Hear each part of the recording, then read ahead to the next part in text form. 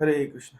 ओम अज्ञानतिमिरान्धस्य ज्ञानाञ्जनशलाकया चक्षुरुन्मिलितं येन तस्मै श्रीगुरवे नमः। नमो विष्णुपादाय कृष्णप्रेष्ठाय भूतले श्रीमते भक्तिवेदान्तस्वामिनिति नामिने। नमस्ते सारस्वती देवे गौरवाणी प्रचारिणे निर्विशेषशून्यवादी पाश्चात्यदेशतारिणे। जय श्री कृष्ण चैतन्य प्रभु नित्यानंद श्री अद्वैत गदाधर शिवासादि गौर भक्तवृंद। हरे कृष्णा कृष्ण कृष्ण हरे हरे, हरे राम राम राम हरे हरे। हरे कृष्ण। तो नरसिंह देव के आविर्भाव दिवस की हार्दिक शुभकामनाएं आप सभी को। तो हम लोग के पास लगभग 1.5 घंटे का समय है। श्रीमद् भागवतम से हम कुछ अध्ययन करेंगे। तो बेसिकली श्रीमद् भागवतम के 7th कैंटो में ये नरसिंह देव का पास टाइम आया है। तो एक श्लोक है भागवतम का,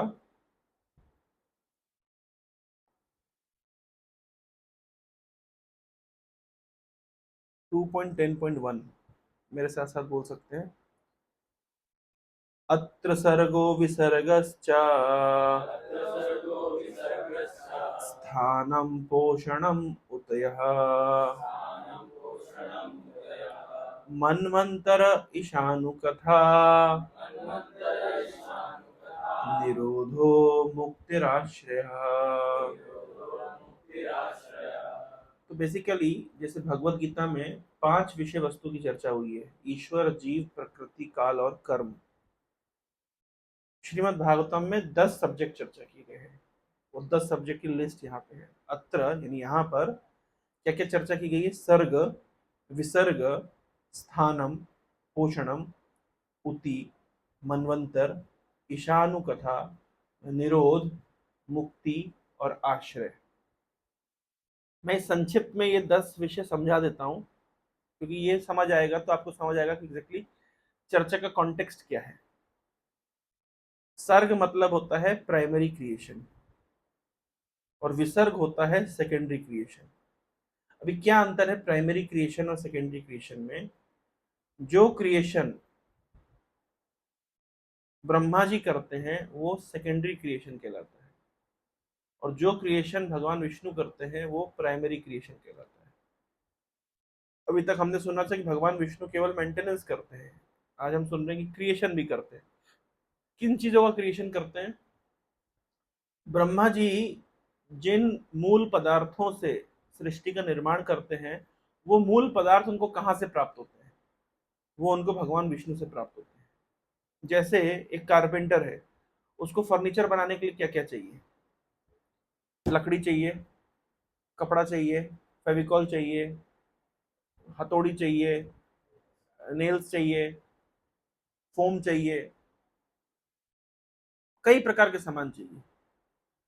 तो अगर आप उस कारपेंटर को वो सारे सामान प्रोवाइड कर देते हैं, तो उन चीजों के परम्यूटेशन कॉम्बिनेशन से कारपेंटर टेबल बनाता है, सोफा बनाता है, कुर्सी बनाता है, विभिन्न प्रकार की चीजें बनाता है। लेकिन ये जो मूल वस्तुएं हैं, ये कारपेंटर ने नहीं बनाई है। कारपेंटर ने केवल उन चीजों का प्रयोग करके, मूल वस्तुओं का प्रयोग करके केवल फर्नीचर बनाया है। तो कारपेंटर के द्वारा की गई सृष्टि को क्या कहते हैं? विसर्ग, सेकेंडरी क्रिएशन। लेकिन वो जो मूल तत्व है, जैसे कील, जैसे फेविकॉल, जैसे कपड़ा, जैसे लकड़ी, ये जहां से आया होगा वो होगा प्राइमरी क्रिएशन। अगर कोई मिस्त्री, कोई कॉन्ट्रैक्टर मकान बनाता है, तो मकान बनाने के लिए क्या क्या चाहिए? ईंट चाहिए, लोहा चाहिए, पानी चाहिए, रेत चाहिए। तो ये सारी वस्तुएं कहां से आती है? Primary creation. और इनके परम्यूटेशन कॉम्बिनेशन से बिल्डिंग बनाना, ये होता है सेकेंडरी क्रिएशन। तो ब्रह्मा जी की सृष्टि को कहते हैं विसर्ग, और भगवान विष्णु की द्वारा की गई सृष्टि को कहते हैं सर्ग। विष्णु ने क्या क्या प्रदान किया है? भूमि रापो नलो वायु खम मनो बुद्धिरेव च अहंकार इत्यम में भिन्ना कृतिरष्टक। भूमि, अग्नि, जल, वायु, आकाश, मन, बुद्धि, अहंकार, इसी प्रकार से और क्या क्या तत्व होते हैं? प्रकृति के 3 गुण। और क्या तत्व होता है? कर्मेंद्रियां, ज्ञानेंद्रिया, ज्ञानेंद्रियों के विषय, ये सब कहलाते हैं 24 तत्व। प्रैक्टिकली उसका एनालिसिस किया गया 24 तत्व। तो ये सब के परम्यूटेशन कॉम्बिनेशन से, बैठो बैठो ऊपर आ जाओ, इन सब के परम्यूटेशन कॉम्बिनेशन से ब्रह्मा जी सृष्टि करते हैं। तो फर्स्ट क्रिएशन कहलाता है सर्ग, और सेकेंडरी क्रिएशन कहलाता है विसर्ग। इतना समझ गए? अब आया तीसरा, स्थानम। श्रीमद् भागवतम में सर्ग की चर्चा की गई है और विसर्ग की चर्चा की। इंटरेस्टिंग फिनोमेना, मैं एक और इसमें ऐड करूंगा।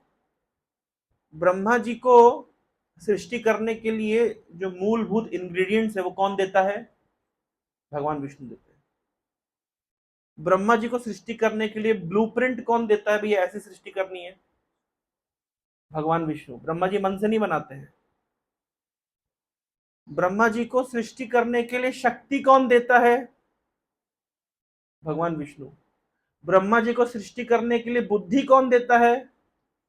भगवान विष्णु। तो ब्रह्मा जी के पास खुद का क्या है?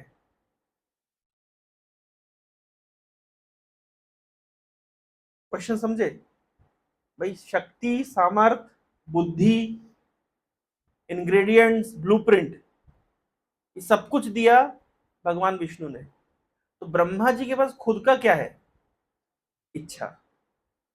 ब्रह्मा जी के पास एक चीज है खुद की, वो है इच्छा शक्ति। तो यहां पे एक शिक्षा मिलती है कि सारे उपादान प्राप्त हो जाते हैं, लेकिन एक चीज जीव के पास खुद की होनी चाहिए, वो क्या है? इच्छा शक्ति। तो ब्रह्मा जी के पास खुद की इच्छा शक्ति है, इसलिए वो सृष्टि कर पाए। ये पॉइंट समझ आया? अच्छा, जो प्राइमरी क्रिएशन करता है और जो सेकेंडरी क्रिएशन करता है, उसमें से ओनर कौन होता है? जैसे उदाहरण के तौर पे ये फर्नीचर बनाया किसने? कारपेंटर ने। और सामान किसने दिया? मैंने। तो इसका मालिक कौन है? कौन है? मैं। क्यों?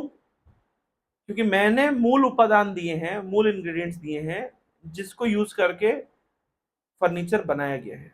यानी I am the primary supplier. तो जो मैंने सप्लाई किया है, भाई मैंने कहीं से भी लाया हूं, वो मेरी प्रॉब्लम है, पर मैंने लाके कारपेंटर को दे दिया। तो इसकी संपत्ति का वास्तविक ओनर कौन हुआ? मैं। घर बनाते हैं तो जो इंग्रेडिएंट्स प्रोवाइड करता है, तो जिसने पैसा लगाया है, जिसका स्थान, जिसकी जगह है, अल्टीमेटली मालिक वही होता है। कॉन्ट्रैक्टर केवल ईंट चुनवाई करता है, दैट्स ऑल, उसका उतना ही काम है। तो इसलिए Vishnu is the not only the primary creator, he is also the owner. दूसरे सेंस में creation, G O D, God stand for G for generation, O for operation, D for destroyer. मान लीजिए एक मकान है, तो उसकी सृष्टि करने वाले कॉन्ट्रैक्टर होते हैं, और 100 साल के बाद जब मकान पुराना हो जाएगा तो बीएमसी वाले, बीडीए वाले आएंगे, म्यूनसिपैलिटी वाले आएंगे, वो बुलडोजर लाएंगे और तोड़ देंगे। लेकिन उसको 100 साल मेंटेन किसने किया? किसने मेंटेन किया? जो ओनर है। इसका मतलब है जो मेंटेनर होता है वही ओनर होता है। कभी कभी अगर प्रश्न पूछे कि ब्रह्मा, विष्णु और महेश में विष्णु को ही आप स्वामी क्यों बोलते हैं, क्यों उनको ओनर बताते हैं? क्योंकि मेंटेनर ही ओनर होता है। क्रिएशन वाला तो क्रिएशन करके चलता बनता है, डिस्ट्रक्शन वाला आता है, तोड़ते हुए चला जाता है, लेकिन जो मेंटेन करता है वही मालिक होता है। मालिक ही मेंटेन करता है। चाणक्य पंडित ने कहा है, प्रणम्य शिरसा विष्णु त्रिलोक आधीन पतिम प्रभु।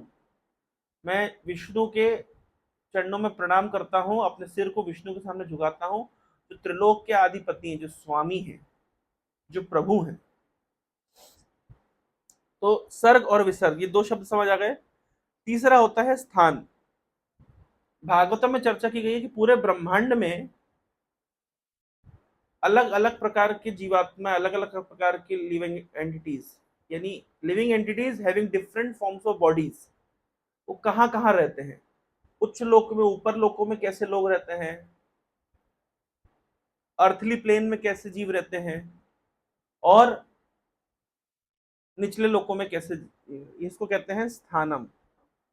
तो स्थानम, तो श्रीमद् भागवतम में चर्चा की गई है सर्ग। आ जाओ आ जाओ, ऊपर बैठ जाओ इसके ऊपर।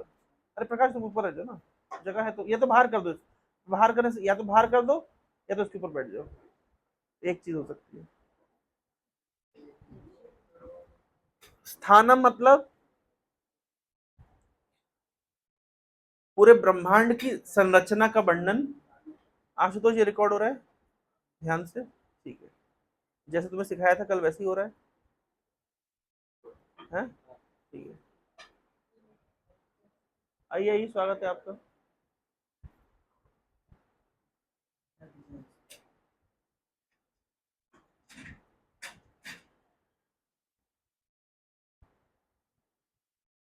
हर 2-3 महीने में एक समागम फेस्टिवल होना चाहिए, जिसमें सारे बेस के भक्त लोग एकत्रित हों, है ना, और एक पर्टिकुलर बेस उसको होस्ट करेगा, है ना, और बाकी लोग केवल जाएंगे और पार्टी करके आएंगे। उससे एक दूसरे से जान पहचान बढ़ेगी, कौन से बेस का कौन सा भक्त है, कौन से ग्रुप का कौन सा भक्त है। तो इस बार जगत गुरु ने इनवाइट किया सबको आईआईटी सेंटर वहाँ पे होस्ट करने के लिए समागम। तो ये जो जटनी टीम है, ये लोग वहाँ पे क्या कहते हैं, होस्ट करेंगे। और मतलब तुम भी उसी टीम में शामिल हो, मतलब एक टीम में। तो ये लोग वहाँ पे होस्ट करेंगे और एक अच्छा एक्सपीरियंस देंगे भक्तों को। तो केवल हमको हमको एक बस बस व्यवस्था करके यहाँ से भर के लेके जाना है सभी, दैट्स ऑल, है ना। ऐसा हर 3 महीने में हम लोग, एक बार आईटीआर बेस होस्ट करेगा, एक बार पटिया वाले होस्ट करेंगे, ऐसे करके, है ना। पहले करते थे हम बहुत पहले, लेकिन समय, अरे तैयार हैं आप लोग? कल इन लोगों ने पार्टी के लिए हम लोग को इनवाइट किया, है ना।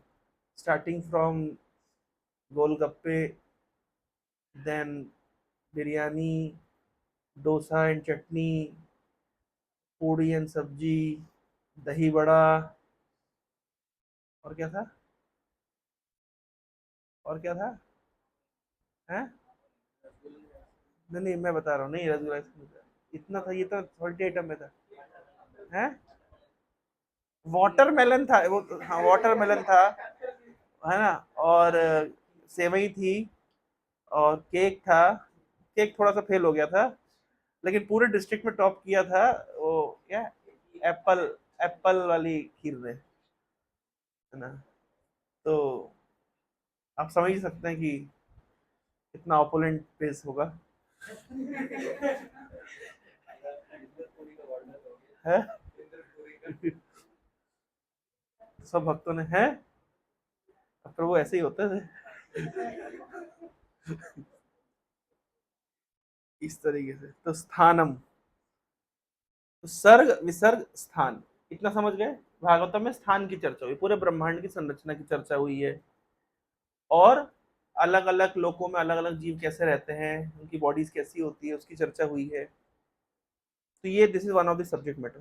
बच्चे आराम से बैठ जाओ, इतना परेशान क्यों हो, मतलब नीचे कर लो आराम से, जैसे तुम्हें कंफर्टेबल हो। कब तक बैठोगे ऐसे, ये धोती कुर्ता वाला ऐसे बैठ सकते हैं। फिर आता है पोषणम। पोषणम बड़ा ही इंटरेस्टिंग टॉपिक है। भगवान जीवों का पोषण करते हैं। पोषण भी दो प्रकार से होता है, एक होता है सामान्य पोषण, भाई जिस पैदा किया है तो पालते भी है। जब बच्चा जन्म लेता है तो माँ के स्तनों में दूध आ जाता है, यानी भगवान सबके पोषण की व्यवस्था करते हैं। सामान्यतः प्रभा जी कहते हैं कि जो लोग चर्च में नहीं जाते, जो जानवर चर्च में नहीं जाते, कि मस्जिद में नहीं जाते, कि मंदिर में नहीं जाते, फिर भी जंगल में रहते हैं, और उनको अगर 100-100 200 किलो भी भोजन चाहिए तो उनको मिल जाता है। तो इसका मतलब क्या है कि भगवान पोषण करते हैं, आस्तिकों को भी भोजन मिलता है और नास्तिकों को भी भोजन मिलता है। तो मतलब सभी जीवों को भगवान पोषण करते हैं। एक और तरह का पोषण होता है, विशेष पोषण, अपने भक्तों का पोषण करते हैं, अपने भक्तों की भक्ति का पोषण करते हैं। कैसे अगर किसी भक्त के जीवन में गंभीर समस्या आ जाए, डेड एंड आ जाए, तो भगवान कैसे उस डेड एंड से अपने भक्त को बाहर निकाल लेते, बड़े यूनिक तरीके से। जैसे अजामिल को भगवान ने बड़ी गंभीर परिस्थिति से बाहर निकाल लिया। अजामिल ऑलमोस्ट ट्रैक, मतलब पूरा ट्रैक से भटक ही गया था, लेकिन बिल्कुल लाइफ के अंत में, क्योंकि उसने शुरुआत में थोड़ी भक्ति कभी करी थी, या अनजाने में उससे भगवान का नाम स्मरण हो गया, उस नाम की शक्ति इतनी थी कि अजामिल ने मरते समय विष्णुदूत और यमदूतों का संवाद सुना, जिस संवाद को सुनने के बाद में अजामिल का जीवन परिवर्तित हो गया, और उसको फिर सफिशिएंट समय मिला अपनी भक्ति को परफेक्ट करने के लिए। तो अजामिल एक गौन केस था, पर उस गौन केस को कैसे भगवान ने, या थोड़ी सी भक्ति ने बचा लिया। वैसे ही चित्रकेतु महाराज, उनको पार्वती का श्राप मिला और एक असुर बन गए, लेकिन असुर बनने पर भी उनकी भक्ति का नाश नहीं हुआ। तो ये सब जो केस स्टडीज हैं, ये भागवतम के पोषणम तत्व के अंतर्गत चर्चा की गई है 6th कैंटो में। जो हमारा अध्ययन है हो रहा है आज, वो है 7th कैंटो, जिसमें मुख्यतः ये ऊती, इस विषय में चर्चा की गई है। मैं क्यों ऊती शब्द समझाने पे इधर पे इतना लंबा लेकर के आया, क्योंकि हमको अभी 7th कैंटो का कॉन्टेक्स्ट समझना है। ऊती का मतलब होता है कर्म वासना। दो प्रकार की वासना होती है, एक होती है शुभ वासना, एक होती है अशुभ वासना।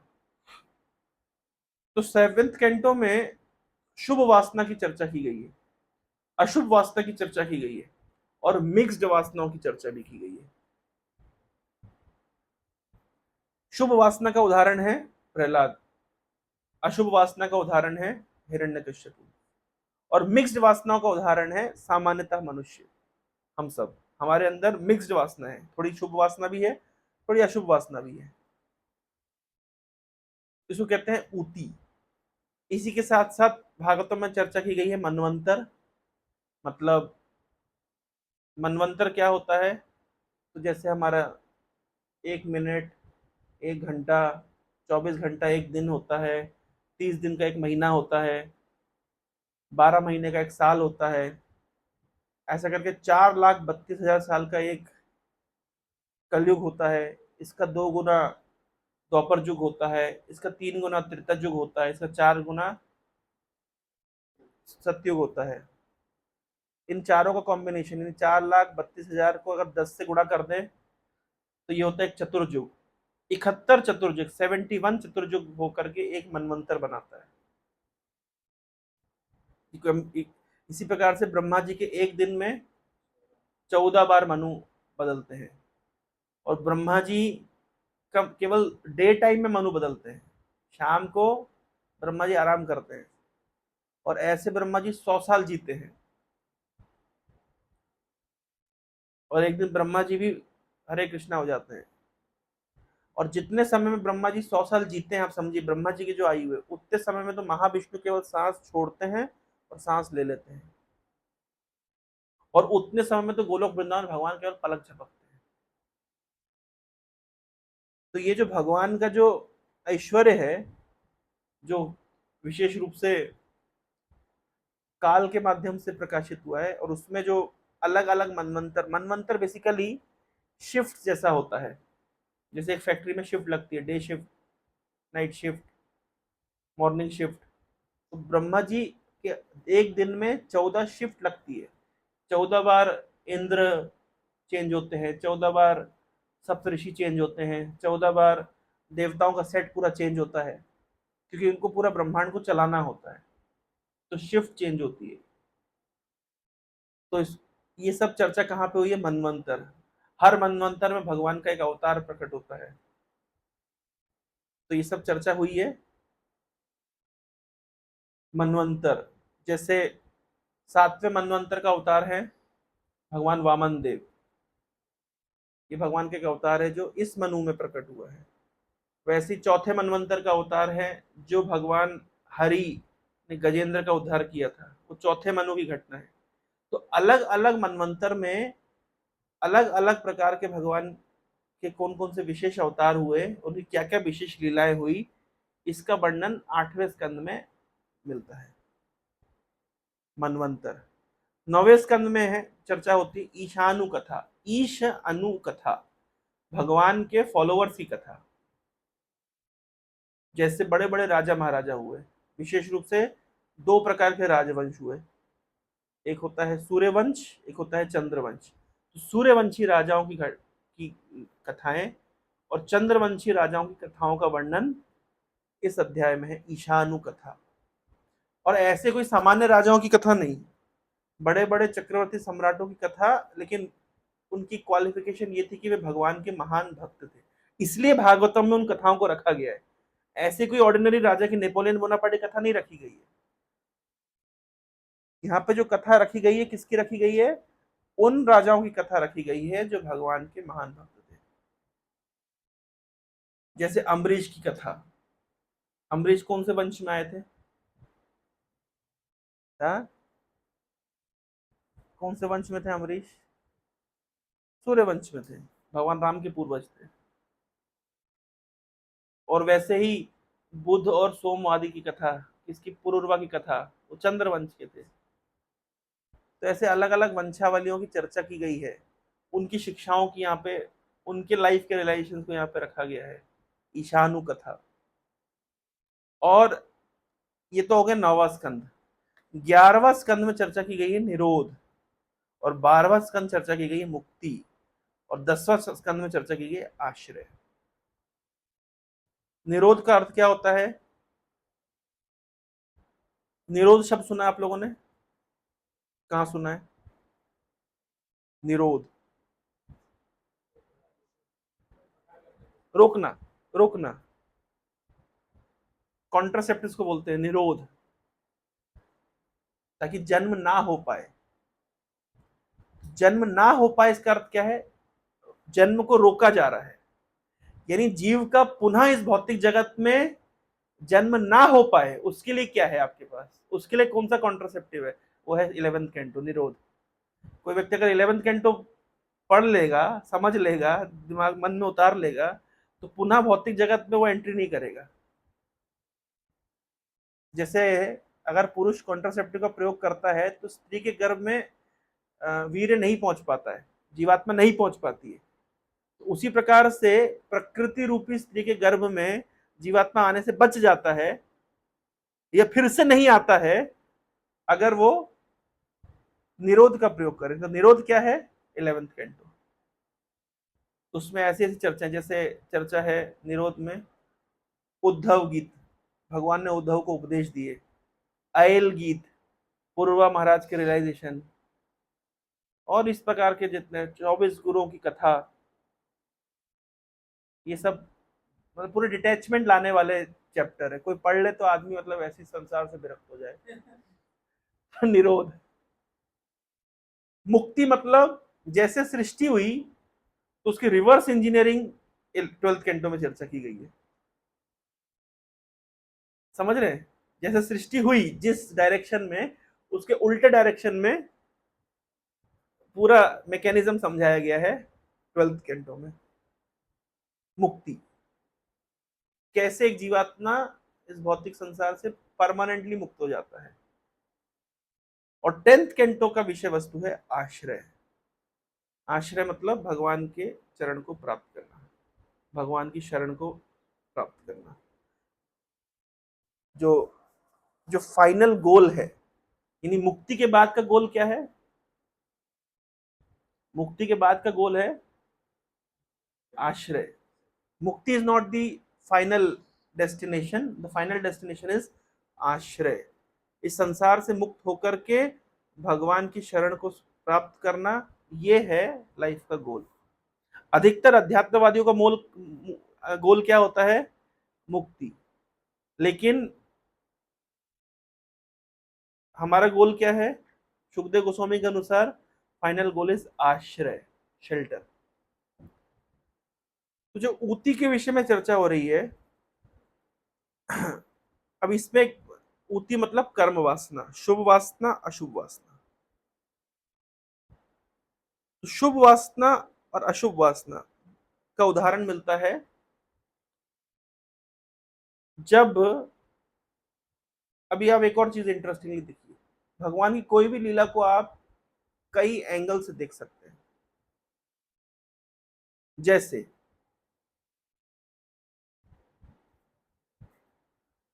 चतुष कुमार, ब्रह्मा जी के 4 पुत्र, वो लोग एक बार गए वैकुंठ में, जो फेमस स्टोरी हम जानते हैं भागवतम में। और वैकुंठ के द्वारपाल कौन थे? जय विजय। उन्होंने क्या किया? उन्होंने रोक दिया। तो जय विजय ने क्योंकि रोक दिया, तो चतुष कुमार नाराज हो गए, बोले तुम्हारी आसुरिक बुद्धि है, तो मतलब हमको हमारी बॉडी के हिसाब से देख रहे हो कि हम 4 छोटे छोटे बच्चे हैं और नंग पटंग घूम रहे हैं, तुम हमारी पोजीशन को नहीं समझते हो, तुम केवल हमको हमारी बाहर के मतलब मेजरमेंट से तुम देख रहे हो, तो तुम्हारी बुद्धि असुरों की तरह है, तुम जाओ असुर बनो जाकर, यहाँ रहने के योग्य नहीं हो। तो इमिडिएटली जैसे ही ये बात, मतलब जैसे ही उन्होंने श्राप दिया, तो जय और विजय का पतन हो गया और वे लोग असुर बने। तो यहां से एक शिक्षा मिलती है कि अगर साधु किसी के ऊपर क्रोधित हो जाएं, तो उनके हृदय में आसुरिक भावनाओं का प्राकट्य हो जाता है। ये शिक्षा मिलती है ना इस लीला से। चतुष कुमार के क्रोध करने से, चतुष कुमार के नाराज होने से जय विजय भगवान के पार्षद थे, लेकिन चतुष कुमार के चरणों में अपराध करने के कारण उनका पार्षदत्व खत्म हो गया। They lost their position as the associates of lord Vishnu, rather they become inimical to lord Vishnu and become averse to lord Vishnu. वो बिल्कुल विपरीत हो गए। और एक शिक्षा मिली। ऐसा कोई और उदाहरण है कि किसी के श्राप से कोई असुर बन गया हो?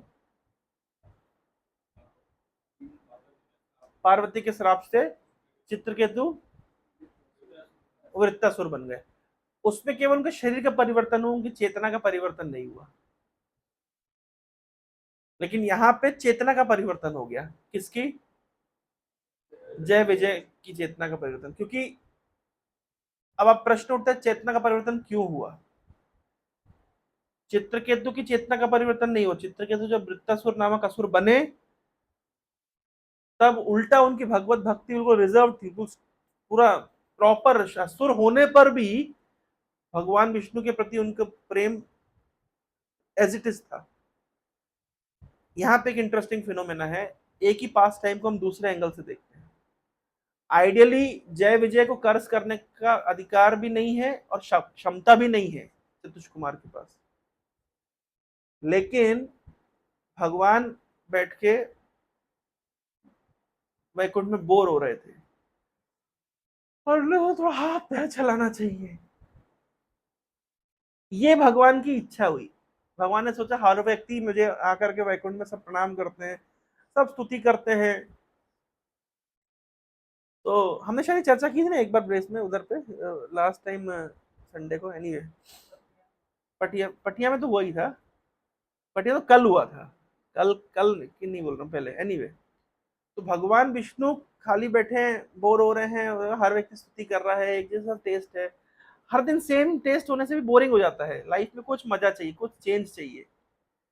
तो इसलिए भगवान ने कहा थोड़ा चेंज करते, थोड़ा सा कुछ स्तुति करेंगे, थोड़ा सा अलग रस का स्वादन करेंगे।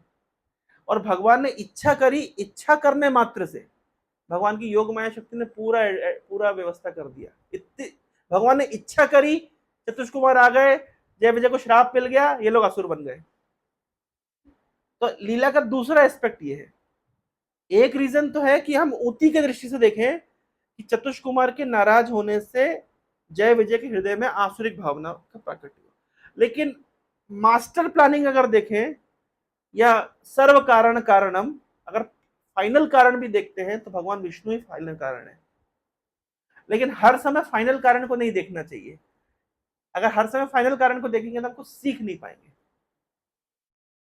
इसलिए जैसे मैं उदाहरण देता हूं, भरत महाराज जंगल में गए और एक हिरण से आसक्त हो गए, है ना। तो जब भरत महाराज जंगल में गए, हिरण से आसक्त हो गए, आप फिफ्थ कैंटो के पर्पट्स को देखेंगे, प्रोपा जी ने बहुत कंडेम किया, बहुत डांट लगाई है, क्या जरूरत थी इनको अकेले जाने की।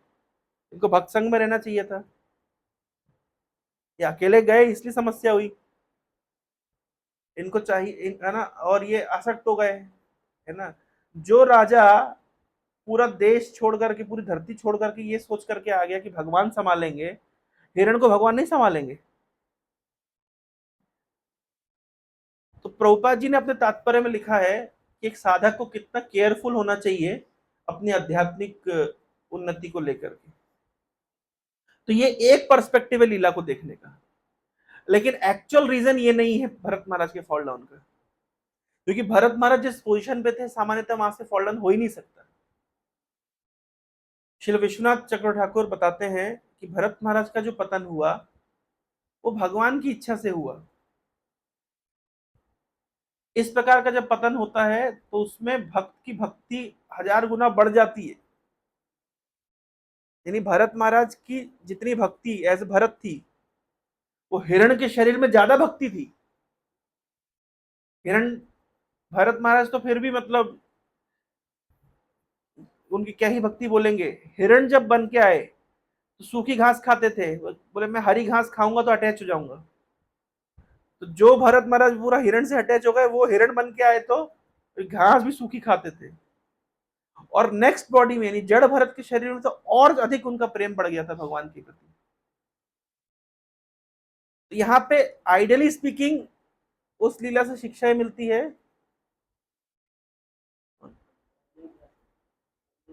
क्या प्रो जी? और हाँ आ जाएंगे, समझ पा रहे? तो भरत महाराज के पास टाइम्स को देखने के दो एंगल क्या हैं? भरत महाराज के पास टाइम्स को देखने के दो एंगल क्या हैं? एक एंगल है कि ये भगवान की इच्छा से हुआ। भगवान की इच्छा से क्यों हुआ? ताकि भरत महाराज के हृदय में प्रेम बढ़ सके। लेकिन हर चीज को अगर भगवान की इच्छा से हुआ देखेंगे तो एक साधक की दृष्टि से हम अन्याय करेंगे। अगर हम ये बोल देंगे कि अरे जय विजय का जो पतन हुआ वो अल्टीमेटली भगवान विष्णु की इच्छा से ही हुआ है, इसका मतलब संसार में जो होता है भगवान विष्णु की इच्छा से ही होता है। तो किसी के पास अगर किसी के हृदय में आसुरिक भावना व्याप्त हुई तो भी भगवान की इच्छा से ही हुई। एक्चुअली टेक्निकली वो बात सच है, उसमें गलत कुछ नहीं है, लेकिन हर एंगल को अगर उधर पे घुमा देंगे तो अपनी जिम्मेदारी को इतनी लेगा ही नहीं। इसलिए भरत महाराज के पास टाइम में कि जो भरत महाराज का पतन हुआ, क्यों हुआ? भगवान उनका प्रेम बढ़ाने के लिए उनका पतन करा दिए। ऐसे अगर बोलेंगे तो हर व्यक्ति जो राह चलते गिरता पड़ा रहेगा, कोई व्यक्ति भक्ति छोड़ के भाग जाएगा और उससे पूछो भैया प्रभु जी आजकल आप सीजन क्लास हो रही आ क्यों नहीं रहे? तो भगवान की इच्छा नहीं हो रही, भगवान मेरा प्रेम बढ़ाने के लिए मेरे को दूर कर दिए, बोल सकता है ना। तो लीला को हमको दोनों एंगल से देखना पड़ेगा। तो यहाँ पे जो हम लीला देख रहे हैं, जय विजय की लीला, एक एंगल तो एक मेजर रीजन तो है कि भगवान वीर रस का आस्वादन करना चाहते हैं, that is the final verdict. लेकिन ऊती वाला सिद्धांत यह है कि अगर किसी के ऊपर साधु क्रोधित हो जाए तो कितनी बड़ी एग्जॉल्टेड पोजीशन पे क्यों ना हो उसका पतन हो जाता है। अगर किसी के ऊपर साधु क्रोधित हो जाए, सावधान, जगत गुरु तुमसे क्रोधित है, अगर क्रोधित हो जाए तो क्या होगा? तो व्यक्ति का स्पिरिचुअल फॉल डाउन हो जाता है। और अगर साधु किसी पे प्रसन्न हो जाए, जैसे विजय से बहुत प्रसन्न है प्रभु जी, अगर प्रसन्न हो जाए तो मां के गर्भ में पड़ा हुआ प्रहलाद भी महाभागवत हो गया। समझ पा रहे हैं? तो यहाँ पे शिक्षा क्या मिलती है कि साधु की प्रसन्नता से क्या होता है? अगर वैष्णव किसी के ऊपर प्रसन्न है तो उनके हृदय में दैविक गुणों का विकास होता है, और अगर वैष्णव किसी से अप्रसन्न है तो उनके हृदय में आसुरिक गुणों का विकास हो जाता है। यह है ऊती, कर्म वासना, शुभ शुभ वासना, अशुभ वासना। अभी एक और एक सिद्धांत है यहाँ पे, शुभ वासना और अशुभ वासना का एक बहुत प्रैक्टिकल एग्जाम्पल है। हम देखते हैं जैसे शुभ वासना किसको कहते हैं? जैसे मान लीजिए अगर कंप्यूटर के अंदर वायरस आ गया तो उस वायरस से कैसे प्रोटेक्शन मिलता है? एंटीवायरस आप उसमें इंस्टॉल करके रखिए, है ना। तो क्या होगा? एंटीवायरस अगर इंस्टॉल्ड है तो वायरस अटैक भी करेगा तो कंप्यूटर झेल जाएगा। शरीर के अंदर अगर पहले से इम्यून सिस्टम स्ट्रांग है, या शरीर के अंदर पहले से क्या बोलते वैक्सीनेशन दिया हुआ है, तो अगर जर्म्स अटैक भी करेंगे तो शरीर उसको सहन कर जाएगा। तो क्यों कभी कभी सेम एनवायरनमेंट में एक व्यक्ति सकम हो जाता है और आध्यात्मिक मार्ग को छोड़ देता है, दूसरा व्यक्ति सकम नहीं होता, उल्टा और स्ट्रांग बन जाता है? ये कैसे होता है? कुछ लोग बहुत डेलिकेट होते हैं, अगर अगर वो थोड़ा सा भक्त संग से दूर होंगे हल्का सा, तो बिल्कुल भक्तों को भूल करके और बिल्कुल भौतिक कार्यकलाप में लग जाएंगे, बिल्कुल भूल जाएंगे, इंद्रिय में लग जाएंगे। कुछ लोग होते हैं कि नहीं नहीं, अपने आप को वो रिस्टोर कर लेते हैं, अपनी शक्ति बनाए के रखते हैं। किस पे आधारित होता है? उनके स्पिरिचुअल इम्यून सिस्टम पे। अगर किसी का स्पिरिचुअल इम्यून सिस्टम स्ट्रांग है तो वो रेजिस्ट कर पाता है माया के अटैक को। किसी का स्पिरिचुअल इम्यून सिस्टम अगर कमजोर है तो जिसको मान लीजिए जिसका इम्यून सिस्टम कमजोर होता है, उसको आए दिन कोई ना कोई बीमारी लगी रहती है, कभी छींकता है, कभी खांसता है, आए दिन बीमार पड़ता रहता है, क्योंकि उसका इम्यून सिस्टम कमजोर है। तो जिसका स्पिरिचुअल इम्यून सिस्टम कमजोर है वो आए दिन माया के द्वारा अटैक्ड हो जाता है और उसके वशीभूत हो जाता है, बीमार पड़ जाता है, स्पिरिचुअली बीमार पड़ जाता है, माला करना छोड़ देता है, रीडिंग हियरिंग करना छोड़ देता है, फोर रेगुलेटरी प्रिंसिपल ब्रेक करने लगता है। कौन? जिसका स्पिरिचुअल इम्यून सिस्टम कमजोर है। जिसका स्पिरिचुअल इम्यून सिस्टम स्ट्रांग है वो अगर माया का अटैक भी होता है तो झेल जाता है। कितने लोग थे कोविड में कुछ नहीं हुआ उनको, और कितने लोग खांसी जुकाम में मर जाते हैं? ऐसा होता है ना। It depends upon their immune system. तो स्पिरिचुअल इम्यून सिस्टम स्ट्रांग कैसे होता है और वीक कैसे होता है? अगर if by our action, if by our service, अगर हम हमारे प्रयास से भगवान के भक्तों को खुश रख सकते हैं तो हमारा स्पिरिचुअल इम्यून सिस्टम स्ट्रांग रहता है। और अगर हम भगवान के भक्तों को नाराज कर देते हैं तो हमारा स्पिरिचुअल इम्यून सिस्टम कमजोर पड़ जाता है। ये सेवेंथ कैंटो का क्या बोलते हैं उसको बेसिस है। यहाँ पे ये सेवेंथ कैंटो की चर्चा का मूल विषय है शुभ वासनाएं और अशुभ वासनाएं।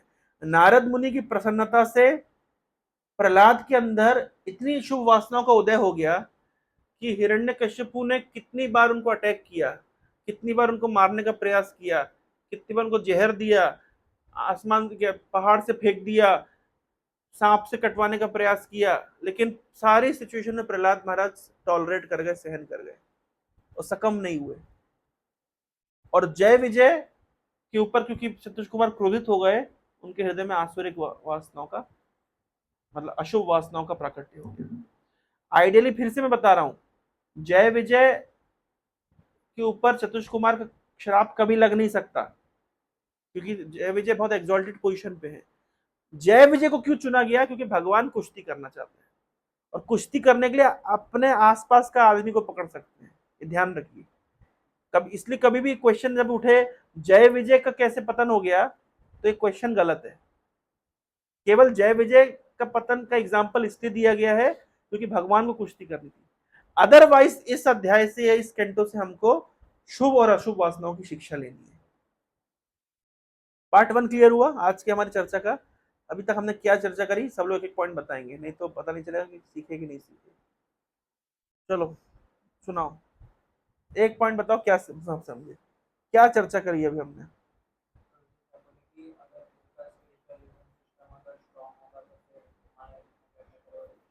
हाँ, सेंचुरियन कॉलेज में जाएगा तो बच जाएगा। Spiritual immunity, yes bro.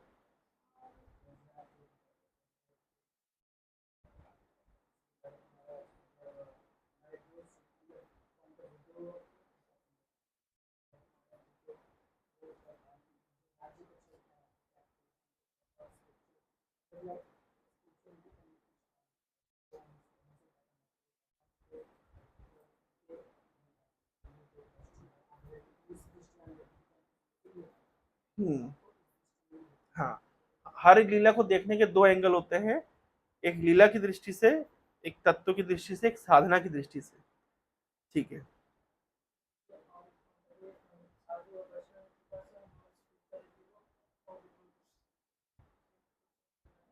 हम्म,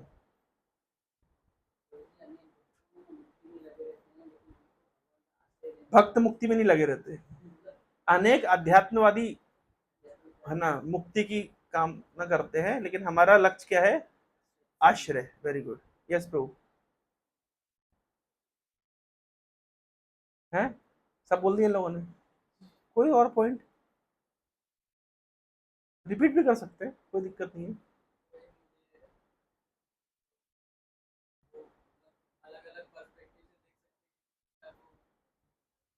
हम्म, ठीक है। हाँ,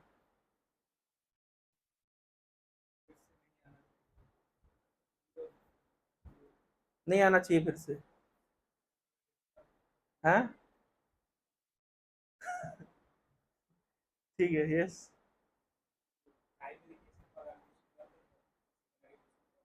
वेरी गुड। कैसे कंट्रोल में रखोगे? ये तो बाहर सुन के आए थे, यहाँ क्या सुना? हाँ सही बात है, वास्तव कंट्रोल कैसे रखोगे?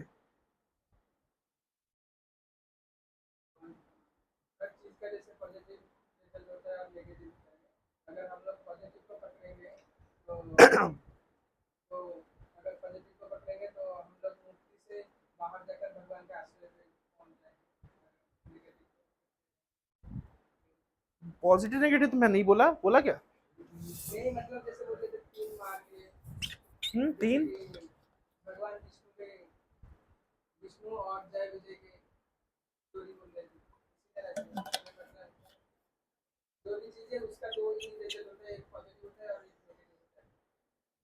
मैं तो नहीं बोला ऐसा कुछ भी। ये तो मैं बोला ही नहीं। उनने बोल दिया, तुमने मेरा बोलो क्या कुछ बोल दिया? हद हो गई। यस विकास। क्लास बेटा ध्यान से सुनो, क्लैरिटी पॉइंट क्या है, नहीं तो पूछ लो भाई प्रो जी ये वाला पॉइंट समझ नहीं आया ना, इधर उधर घुमा करके। जैसे रात की सब्जी बच गई तो दो चार सब्जी मिला करके दूसरे दिन ऐसे नहीं चलेगा। हाँ,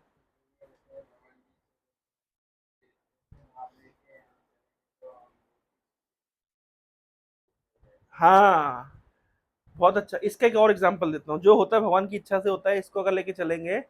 जैसे जैसे प्रोपा जी एग्जांपल दे, जैसे जीसस क्राइस्ट। तो जीसस क्राइस्ट एक महान व्यक्ति है, नो डाउट। और महान व्यक्ति है, शंख बज गया। तो जीसस क्राइस्ट एक महान व्यक्ति है। और आ, इतने महान है कि वो लोग, जो क्रिश्चियन लोग हैं, वो कहते हैं हम पाप करेंगे और पापों का प्रायश्चित जीसस क्राइस्ट करेंगे। मतलब हमारे पापों को भोगेंगे। वो जो जीसस क्राइस्ट सूली पे चढ़ाए गए हैं, क्रूज पे चढ़ाए गए हैं, वो क्यों चढ़ाए गए हैं? हमारे पापों का फल भोगने के लिए वो चढ़ाए गए हैं, ऐसा वो लोग बोलते हैं, क्रिश्चियन लोग बोलते हैं। तो जीसस क्राइस्ट को उन्होंने क्या रखा है बोले, और फिर आगे वो बोलते हैं कि इसलिए जीसस, हम पाप कर सकते हैं। हम पाप क्यों कर सकते हैं? क्योंकि हमारे पापों का फल जीसस क्राइस्ट भोगेंगे। तो इसलिए हम आराम से पाप करें, और बाकी जीसस क्राइस्ट है हमको बचाने के लिए, है ना। तो हमारे जीसस क्राइस्ट कितने मर्सीफुल हैं कि उन्होंने हमको पूरे राइट्स दे दिए पाप करने के लिए, और हमारे बिहाफ में वो सूली पे चढ़ जाएंगे। ठीक है। अगर आप उनको बोला, अरे आपको शर्म नहीं आती इसे बोलते हुए कि आपके लिए जीसस क्राइस्ट सूली पे चढ़ेंगे, उनको कष्ट होगा? नहीं, उनको कष्ट नहीं होगा, वो सन ऑफ गॉड है। अब पॉइंट समझ रहे हैं? वो तो भगवान के पुत्र हैं। वो तो, उनको तो कुछ नहीं होगा, वो तो मर के फिर से जी जाएंगे। तो यहाँ पे उन्होंने क्या किया, उन्होंने जस्टिफिकेशन में ऐड कर दी, वो तो भगवान से संबंधित है, वो तो महान व्यक्ति है। मतलब हमारे कोई भी पाप हम करेंगे, वो हमारे पाप भी ले लेंगे, उनको कष्ट भी नहीं होगा। अगर उनको यहाँ पे ऐसा देखा जाता कि भले वो महान व्यक्ति है, लेकिन हमारे लिए हमारे कष्टों को उन्होंने स्वीकार किया, तो हमें शर्म लगती है भाई पाप मत करो, उनको हमारे लिए हम अपने कष्ट उनको क्यों दे। तो ये बोलना कि जीसस क्राइस्ट तो भगवान के आदमी है, इसलिए जो करो कर सकते हो, बाकी तो जीसस बैठे हुए हैं, तो ये क्या है? ये गलत इंटरप्रिटेशन हो गया। बात गलत नहीं है कि जीसस क्राइस्ट भगवान के आदमी है, जैसे हमारी वैष्णव फिलॉसफी बोलते हैं कि अगर शिष्य पाप करता है तो उसका जो रिएक्शन है वो गुरु लेते हैं। तो हम ये जानते हैं कि गुरु रिएक्शन लेते हैं, एट द सेम टाइम गुरु यद्यपि भगवान के प्रिय व्यक्ति हैं फिर भी कष्ट लेते हैं गुरु। तो आप ये बोल करके गुरु के ऊपर नहीं छोड़ देते कि मतलब वो तो भगवान के आदमी है तो कष्ट ले जाएंगे तो क्या फर्क पड़ रहा है। अब पॉइंट समझ रहे, मतलब बहुत टेक्निकल डिफरेंस है। जब हम बोलते हैं अरे भगवान की इच्छा, लोग बोलते हैं मंदिर क्यों नहीं आ रहे, जब उसकी इच्छा होगी तब आएंगे।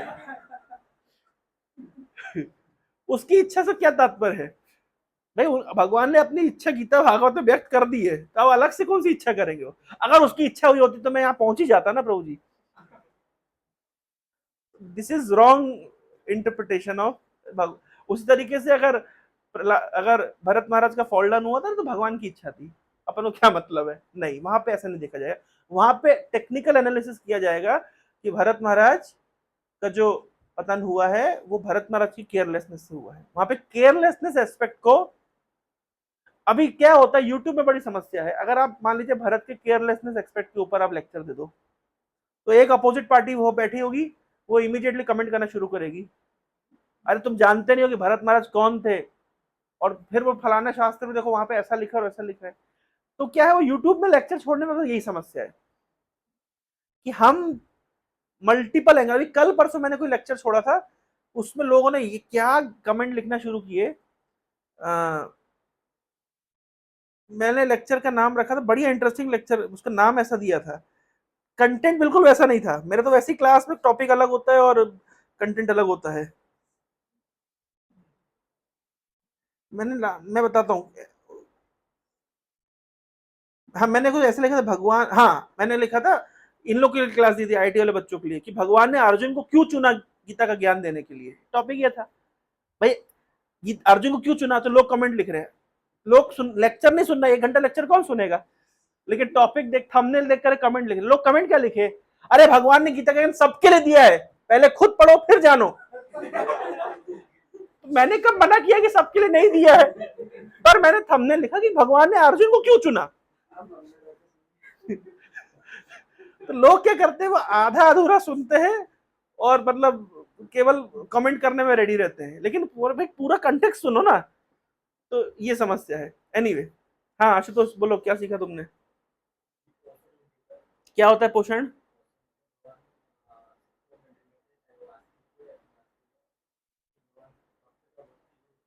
हाँ, भगवान भक्त की भक्ति का पोषण करते हैं।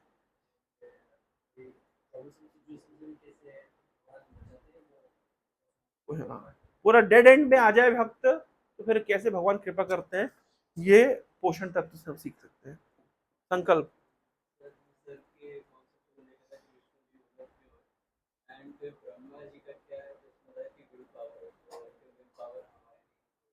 हाँ, सारी सुविधा होने पर भी अगर विल पावर नहीं है तो हरे कृष्ण। यस,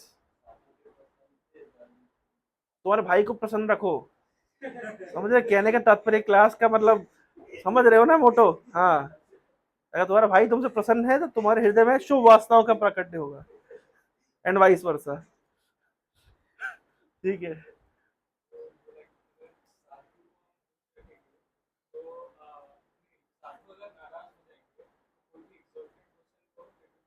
हाँ, ये तो बहुत, ये तो श्लोक भी है, आज हम चर्चा कर रहे थे, श्लोक भी है डायरेक्ट। हाँ।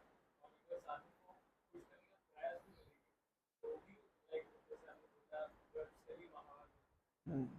कल एक व्यक्ति ने एक प्रश्न पूछा आपके पटिया सेंटर में, क्वेश्चन बहुत इंटरेस्टिंग क्वेश्चन था। क्वेश्चन ये था, मतलब आप लोग जब आए ना तो उस समय ये चर्चा चली रही थी। क्वेश्चन ये था कि क्या कहते हैं, भगवान तो ऐसा लगता है कि असुरों के ऊपर बहुत ज्यादा कृपा कर देते हैं, है ना, मतलब और भक्तों के ऊपर कृपा बहुत स्लोली करते हैं, ऐसा क्यों। ये क्वेश्चन था। मैंने कहा ऐसा तो बिल्कुल नहीं है। हिरण्यकशिपु ने कितने साल तपस्या करी, 60,000 साल तप किया। 60,000 साल तप करके वो बहुत बड़ा असुर बना, फिर इतना बड़ा असुर बना कि फिर भगवान को आकर के उसको मारना पड़ा। यानी कम से कम 60,000 तप के तपस्या, 60,000 वर्षों की तपस्या का फल था कि भगवान के हाथों मारा गया, है ना। प्रहलाद ने क्या किया,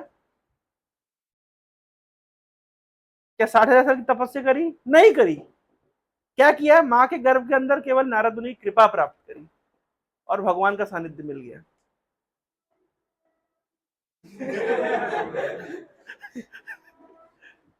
अच्छी बात आप बोलो और शंख ना बजे, ऐसा हो ही नहीं सकता। इस है, अब वो दीज आर एक्सेप्शनल केसेस, पर पॉइंट इज 60 मतलब, लेकिन देखो जो ना हिरण्यकशिपु ने तप करी, क्या प्रहलाद को उत्तर तप करना पड़ा? नहीं करना पड़ा। तो यही तो खास बात है कि साधु की कृपा, नारद मुनि की कृपा इतनी शक्तिशाली थी कि अनायास ही भगवत प्राप्ति हो गई प्रहलाद को। यानी भगवान को प्राप्त करने के लिए योगी ऋषि मुनियों को जितना बल मेहनत करनी पड़ती है, असुरों को उस लेवल का असुर बनने के लिए कितनी मेहनत करनी पड़ती है कि भगवान आके उनको मारे, लेकिन उसका 1/4 1/10 100 भी परिश्रम प्रहलाद को नहीं करना पड़ा। अनायास ही भगवान की कृपा प्राप्त हो गई। क्यों? क्योंकि साधु की कृपा प्राप्त हुई।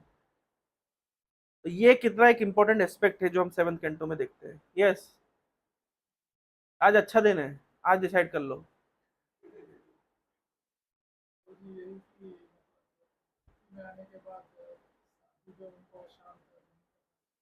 साधु सारे अशांत है तुमसे, लेकिन आज अच्छा दिन, अगर आज ज्वाइन कर लोगे तो सारे साधु शांत हो जाएंगे, खुश हो जाएंगे, आनंदित हो जाएंगे, बहुत कृपा मिलेगी। सारे क्या कहते हैं, अशुभ वासना चली जाएंगी। बोलो, नहीं? फिर अशांति रहेगी साधु लोग। Yes bro. क्या सीखा आपने?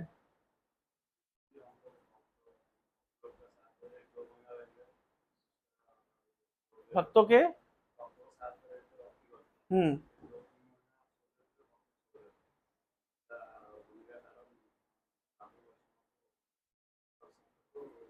इसका कारण है हमारा स्पिरिचुअल इम्यून सिस्टम कमजोर है, तो हमें चमनप्राश खाने की जरूरत है।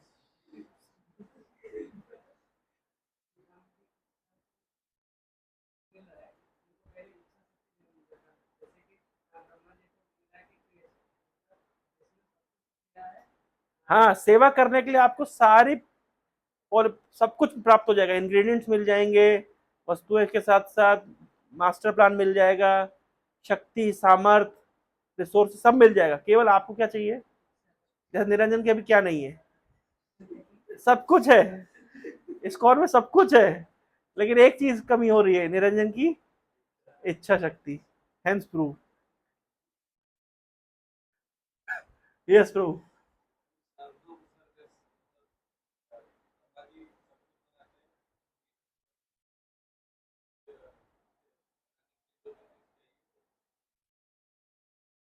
विष्णु से आता है, ठीक है, अमित प्रभु।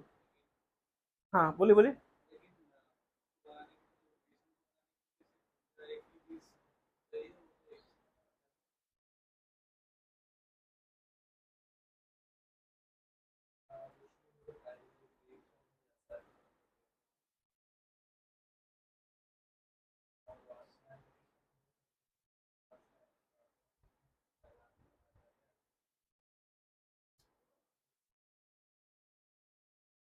आशुतोष प्रभु। वैष्णव अवतार से जय विजय वैकुंठ में रहते हुए भी उनके अंदर आसुरिक वासना का उत्पन्न हुआ, पर जैसे कि दैत्य परिवार में भी प्रहलाद जन्म लेके हुए, वो वैष्णव कृपा से वो मतलब डिवाइन क्वालिटी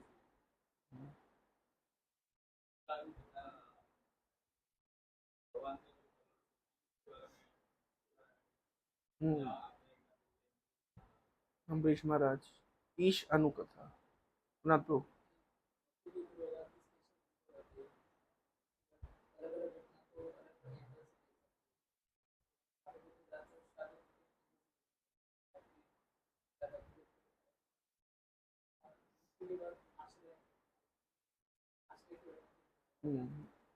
मुक्ति के बाद आश्रय, अवश्य प्रभु।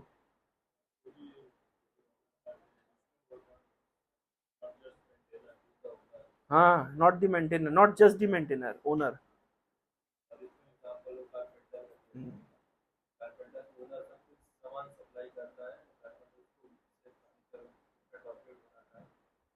कारपेंटर ये नहीं सोच सकता कि वो ओनर है, ओनर वही होता है जो सप्लाई करता है।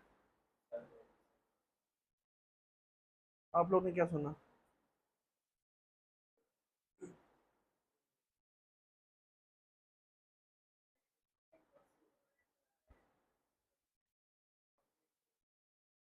कैसे करना है?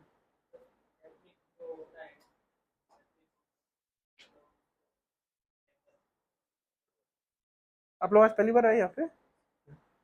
इनका नंबर रख लीजिएगा, तो क्लासेस में इनवाइट करिएगा। आपने क्या सीखा?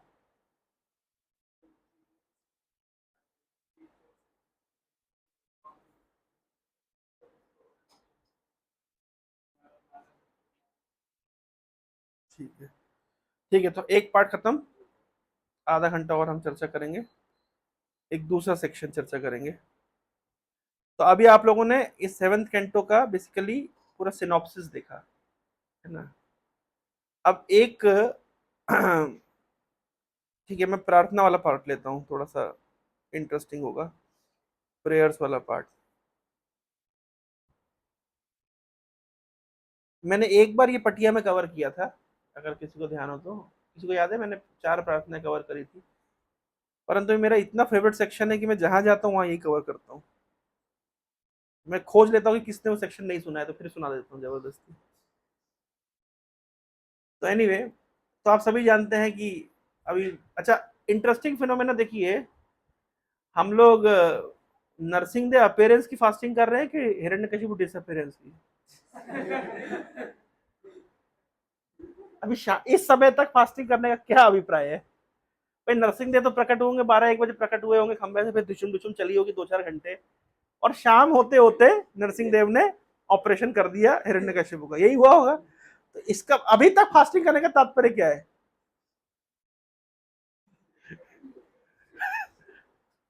कभी सोचा आप लोगों ने इस गंभीर विषय पे इसको कोर्ट में अपील करना चाहिए? भाई राम जी का प्रकट हुआ 12 बजे, तो हम 12 बजे फास्टिंग करते हैं। भगवान कृष्ण रात के 12 बजे, रात के 12 बजे फास्टिंग करते हैं, समझ आता है। नरसिंह देव का प्रकट कितने बजे हुआ? टाइम को नोट नहीं कर पाए।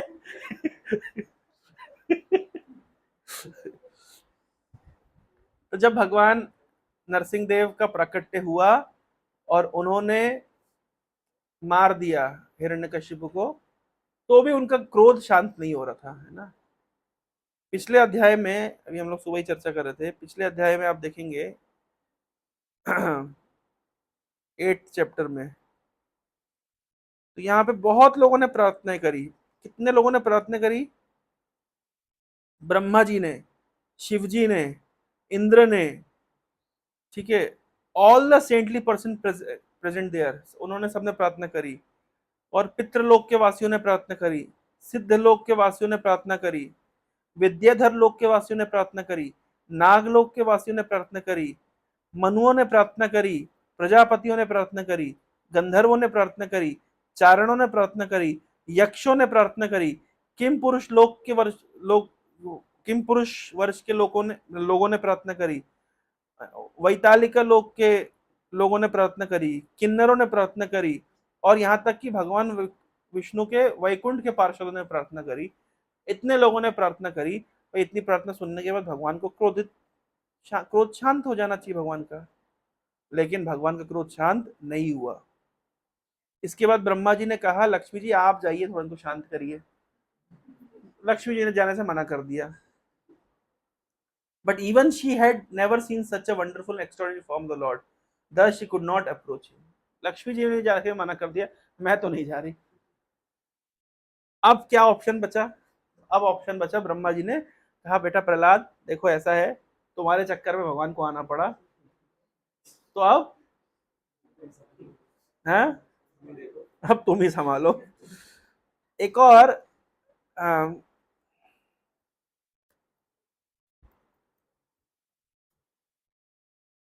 मेरे साथ से एक श्लोक बोलिएगा।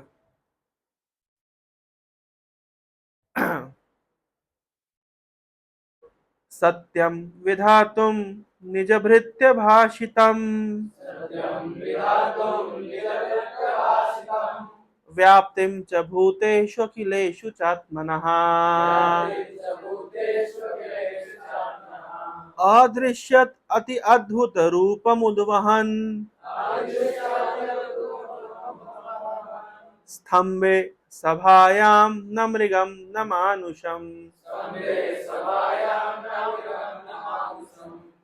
तो बोल रहे हैं यहाँ पे भगवान का प्रकट हुआ क्यों, आए क्यों? सत्यम विधातुम निज भृत्य भाषितम, अपने भक्त की बात को सच करने के लिए भगवान आ गए। एक शिक्षा मिलती है, भगवान अपने भक्त की बात को सच करते हैं। मैं 2-3 प्रमाण आपको दे देता हूं। गीता में भगवान कह रहे हैं कौन्तेया प्रतिजानी ही नमे भक्ता प्रणश्यति, अर्जुन जाकर के डिक्लेयर कर दो, भोंपू लो, माइक लो, बोल दो कि मेरे भक्त का कभी विनाश नहीं होता। तो अर्जुन ने पूछा भगवान आप ही डिक्लेयर कर दीजिए, मुझसे क्यों करवा रहे हैं? तो भगवान ने कहा देखो ऐसा है कि लोग मेरी बात को सीरियसली नहीं लेते। मैं कभी कभी सच बोलता हूँ लेकिन फिर कभी कभी झूठ भी बोलता हूँ। मैंने कहा था अस्त्र शस्त्र गीता मतलब महाभारत के युद्ध में नहीं उठाऊंगा, उठा लिया। और मां ने पूछा मक्खन खाया, बोले मैंने ही मक्खन खा रहे हो। मैं नहीं, माखन खायो, मैंने ही माखन खायो। तो भगवान की बात जो है टेढ़ी मेढ़ी है, तो कब क्या बोल करके वो यस बोलेंगे नो बोलेंगे कुछ समझ नहीं पाता। तो इसलिए लोगों ने भरोसा करना छोड़ दिया भगवान पे। तो फिर भगवान को गीता में अर्जुन को बोलना पड़ा अर्जुन देखो ऐसा है, मुझ पे तो लोग भरोसा करते नहीं है, मेरी हरकतें, मेरा पास्ट रिकॉर्ड थोड़ा खराब रहा है, लेकिन एक बात सच है कि मेरे भक्तों की बात हमेशा सत्य होती है। ये बात सब जानते हैं, ये बात गारंटीड है। सत्यम विधातुम निज भृत्य भाषितुम। भगवान ऐसे प्रहलाद की उंगली के ऊपर देख रहे थे, मतलब हिरण्यकशिपु की उंगली के ऊपर देख रहे थे। कहां हिरण्यकशिपु जाकर के उंगली रोकेगा और भगवान वहां से प्रकट हो जाएंगे। देखिए भगवान कहीं से भी आ सकते थे, लेकिन हिरण्यकशिपु ने उंगली कहां जाके रोकी? स्तंभ में। क्यों? उसको पता है कि भैया कंस्ट्रक्शन के समय मैं यहाँ पे खड़ा हुआ था, कोई अंदर नहीं था, पूरा सॉलिड पिलर था, तो तराई वराई मैंने करवाई थी, प्लस्तर मैंने करवाया था, उस समय कोई भी नहीं था। अच्छा भगवान कहीं से भी प्रकट होकर के हिरण्यकशिपु को मार सकते थे, खंबे से क्यों प्रकट हुए? अगर कहीं और से प्रकट होते, छत से उतर के आते, दरवाजे से अंदर आते, खिड़की से आ जाते, लिफ्ट से आते, तो लोग क्या बोलते कि भगवान हर जगह नहीं है। लेकिन प्रहलाद की इस बात को कि भगवान हर जगह है, ये प्रूव करने के लिए भगवान खंबे से आए, क्योंकि नरसिंह देव बिल्कुल उंगली के ऊपर ध्यान किए हुए नहीं, जहां उंगली रोकेगा मैं वहां से प्रकट होगा। छत पे उंगली रोकेगा, छत तोड़ करके आऊंगा, जमीन पे उंगली करेगा तो जमीन फाड़ के ऊपर निकलूंगा। लेकिन हिरण्यकशिपु ने कहा उंगली लगाई? खंबे के ऊपर। तो यहाँ पे किसकी बात को सत्य किया भगवान ने? प्रहलाद की बात। अच्छा क्या केवल प्रहलाद की बात को सत्य किया? निज भृत्य भाषितम, अपने भक्त की बात को सत्य किया। तो किस किस भक्त की बात को सत्य किया? दूसरे हैं ब्रह्मा जी की बात को सत्य किया। क्यों? ब्रह्मा जी ने जैसे जैसे यस यस कहा था, तो भगवान ने क्या किया? पूरा चेकलिस्ट उठाया। अच्छा क्या दिन में नहीं आना, रात में नहीं आना, ठीक है शाम को आऊंगा। और आदमी नहीं कि जानवर नहीं, तो मैं आदमी जानवर दोनों कॉम्बिनेशन बना के आऊंगा। अच्छा अस्त्र से नहीं मारना कि शस्त्र से नहीं मारना, ठीक कोई बात नहीं, नाखूनों से मारूंगा। और आसमान में नहीं कि जमीन पे नहीं, ठीक गोद में बिठा के मारूंगा। तो है ना, तो भगवान ने चेकलिस्ट बनाई कि कुछ भी पॉइंट ब्रह्मा जी का छूट ना जाए, क्योंकि एक भी छूट जाता तो लोग क्या बोलते, भविष्य में लोग क्या बोलते कि भगवान अपने भक्त, आजकल भगवान ने ये पॉलिसी भी छोड़ दी है, पहले खुद तो झूठ बोलते ही थे, अब तो आपके भक्त की बात भी झूठ करवाने लगे हैं। तो भगवान का ट्रस्ट फैक्टर थोड़ा कमजोर पड़ जाता है। इसलिए भगवान ने ब्रह्मा जी जाते तो भगवान आराम से ब्रह्मा जी की बात को ना मान करके भी तो आकर के मार सकते थे। नहीं मानना है ब्रह्मा जी के नियम को, लेकिन क्यों ना माने? क्योंकि भक्त की बात को, ब्रह्मा जी की बात को सत्य करना है। नहीं सत्य करेंगे तो समाज में बाद में फिर लोग बोलेंगे। जैसे ध्रुव महाराज को भगवान ने दर्शन दिया, ध्रुव महाराज ने तपस्या करी थी, तपस्या क्यों क्या करी थी कि मुझे ब्रह्मा जी से बड़ा राज्य चाहिए। लेकिन जब भगवान सामने आए तो ध्रुव कह रहे नहीं नहीं, मैंने फालतू में आपसे तपस्या करके फालतू मांग ली, मुझे कुछ भी नहीं चाहिए। मैं तो कांच के टुकड़े मांग रहा था, मुझे हीरा मिल गया, अभी मुझे कुछ नहीं चाहिए। तो भक्त, मान लीजिए ध्रुव ने मना कर दिया तो भगवान को नहीं देना चाहिए था, फिर भी जबरदस्ती भगवान ने ध्रुव लोक दिया। क्यों दिया? कि कल को फिर हरे कृष्ण वाले प्रीचिंग करेंगे, लोग बोलेंगे हम नहीं मानेंगे। क्यों? कि भगवान पहले देने के नाम पे बुलाते हैं, फिर देते नहीं है। तो भविष्य में कोई आरोप ना लगा सके भगवान के ऊपर, इसलिए भगवान ने जबरदस्ती दिया। को नहीं चाहिए तब भी दिया, मना कर रहे नहीं चाहिए भाई, भगवान गलती हो गई, सॉरी नहीं चाहिए। बोला अब तो भोगना पड़ेगा, तो रहना पड़ेगा, अब तो तुम्हें पोल स्टार के ऊपर राज करना पड़ेगा। पॉइंट समझ रहे? तो भगवान क्या है, बड़ा फ्यूचरिस्टिक देख के कि कहीं भविष्य में लोग, क्यों भगवान ने विराट रूप दिखाया अर्जुन को, कि भविष्य में अगर कोई बोलेगा मैं भगवान का अवतार हूं, तो फोन उसको बोलना भैया विराट रूप दिखाओ। एक केंद्रापड़ा का एक दादा था, वो विराट रूप है ना पीपीटी में दिखाता था, देखो मेरा विराट रूप। ऐसे वीडियो चालू करेगा और शंख बजेगा और विराट रूप निकलेगा, और गांव के लोग वाह वाह वाह बाबा जी का विराट रूप।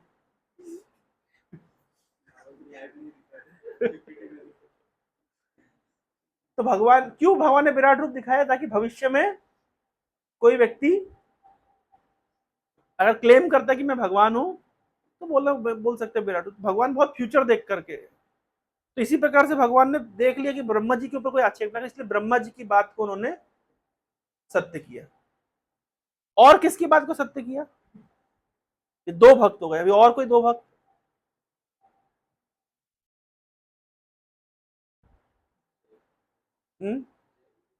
जय विजय की कौन सी बात को भगवान ने सत्य किया होगा? चतुष कुमार की बात को सत्य किया। क्या?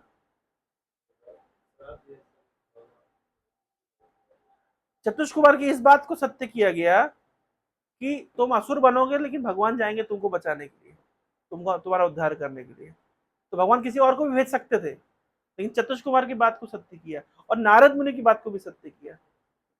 नारद मुनि ने प्रहलाद को आश्वासन दिया था कि जब भी तुम कष्ट में होगे, मुसीबत में पड़ोगे, तो भगवान तुम्हारी रक्षा स्वयं करेंगे। भगवान बंध जाते हैं कभी कभी, भगवान अपने भक्तों के द्वारा दिए गए मतलब वचन के कारण बंध जाते हैं। तो इसलिए कहा गया सत्यम विधातुम निज भृत्य भाषितम व्याप्तिम च भूतेषु अखिलेषु चात्मना। जो सर्वत्र व्याप्त है, सभी जीवों के हृदय में व्याप्त है, उन भगवान ने अदृश्यत अति अद्भुत रूप उद्वहन, एक भयंकर, एक अद्भुत रूप धारण किया।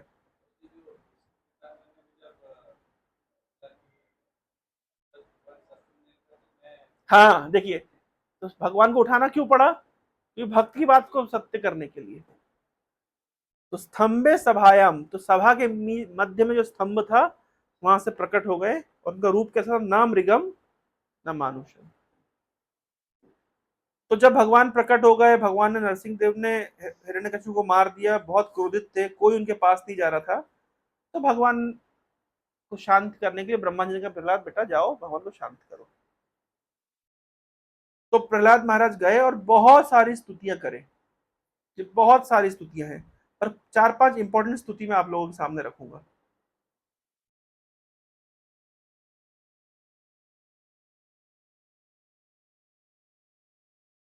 जैसे नरसिंह देव के पास प्रहलाद गए, तो भगवान नरसिंह देव ने क्या किया?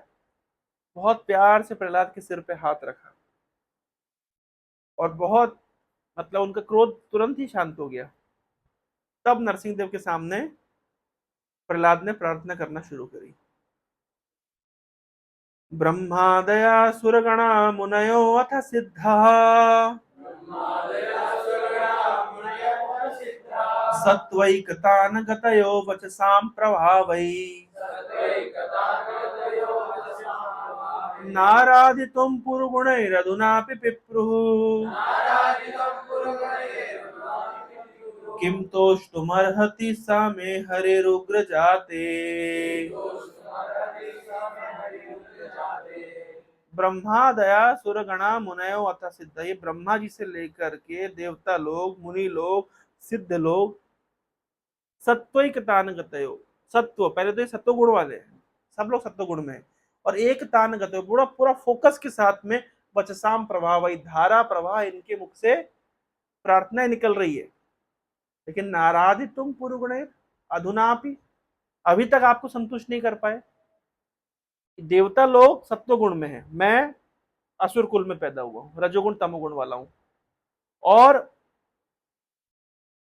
एक तान गतयो, ये लोग बिल्कुल फोकस के साथ पे, मैं तो इतना डिस्ट्रैक्टेड हूँ, नहीं मेरे घर में इतना कुछ चल रहा है, मुझे मार रहे काट रहे, मैं तो पूरा डिस्ट्रैक्टेड हूँ, मैं कौन होता हूँ आपको संतुष्ट करने वाला। ये देवता लोग नहीं कर पाए, जो एक तान गत बिल्कुल पूरा फोकस्ड है, सत्व गुण में फोकस्ड है, और वचसाम प्रभाव, धारा प्रवाह वचन निकल रहे हैं। रट के आए ये लोग स्तुतियां, मेरे को तो पढ़ा ही नहीं, मैं तो स्कूल ही नहीं गया। स्कूल में जो गया तो वहां तो हमको वो सामदान दंडभेद सिखाते थे, श्लोक सिखाते नहीं थे। तो मैं कौन होता हूं ना आपको संतुष्ट करने वाला। किम तोष तुम अर्हति सामे हरे, रुक जाते, हे हरि मैंने उग्र जाति में जन्म लिया है, मैंने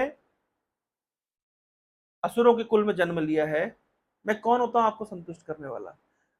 हिरण्यकश्यपु, सॉरी, प्रहलाद को जब भेजा ब्रह्मा जी ने कि जाओ जाओ भगवान को शांत करो, तो प्रहलाद हाँ हाँ जाता हूँ शांत करता हूँ, अभी गया बस शांत करके आता हूँ। ऐसे सोच के गए क्या, अरे मैं जाऊंगा दो ऐसे शांत करके, रुको तो मैं जाता हूँ, नहीं, बहुत विनम्रता के साथ गए, मैं कैसे शांत करूंगा, मुझे भेज दिया शांत करने के लिए, और हुए माई। तो यहाँ पे हम समझ सकते हैं, प्रभुपाद जी ने यहाँ पे इसलिए पूरे पर्पट में ह्यूमिलिटी के ऊपर बहुत कुछ लिखा है। एक वैष्णव जो होता है बहुत विनम्र होता है, वो ये नहीं सोचता है, one should not be falsely proud of his Vaishnava qualifications. Every pure Vaishnava should think like this. हमें प्रहलाद से सीखना चाहिए, हमें ये नहीं सोचना चाहिए कि हाँ मतलब मैं जाऊंगा और बिल्कुल बढ़िया से भगवान को संतुष्ट कर दूंगा, मेरे लिए बैठे भगवान, देखो किसी संतुष्ट नहीं हुए, मैंने संतुष्ट किया भगवान को। ये भाव एक वैष्णव का नहीं होता। वैष्णव का भाव होता मैं कौन होता हूँ संतुष्ट करने वाला। भगवान एक्चुअली भक्तों की विनम्रता देख करके संतुष्ट। यहाँ पे प्रोपा जी लिख रहे हैं कितने अच्छे लगे, unless one is meek and humble to make progress in spiritual life is very difficult. अगर व्यक्ति विनम्र नहीं है तो आध्यात्मिक जीवन में प्रगति करना कठिन है। मन्ये धनाभिजन रूप तपः श्रुतोजस तेज प्रभाव बल पौरुष बुद्धि जोगा नाराधनाय भवन्ति परस्य पुंसो भक्त्या तुतोष भगवन् गजयूत पाया। मैं मानता हूं कि भगवान धन जन रूप तपः श्रुतः ओजस तेज प्रभाव बल पौरुष बुद्धि और योग, 12 गुण गिना रहे। नाराधनाय भवन्ति परस्य पुंसो, इन सब से आप संतुष्ट नहीं होते।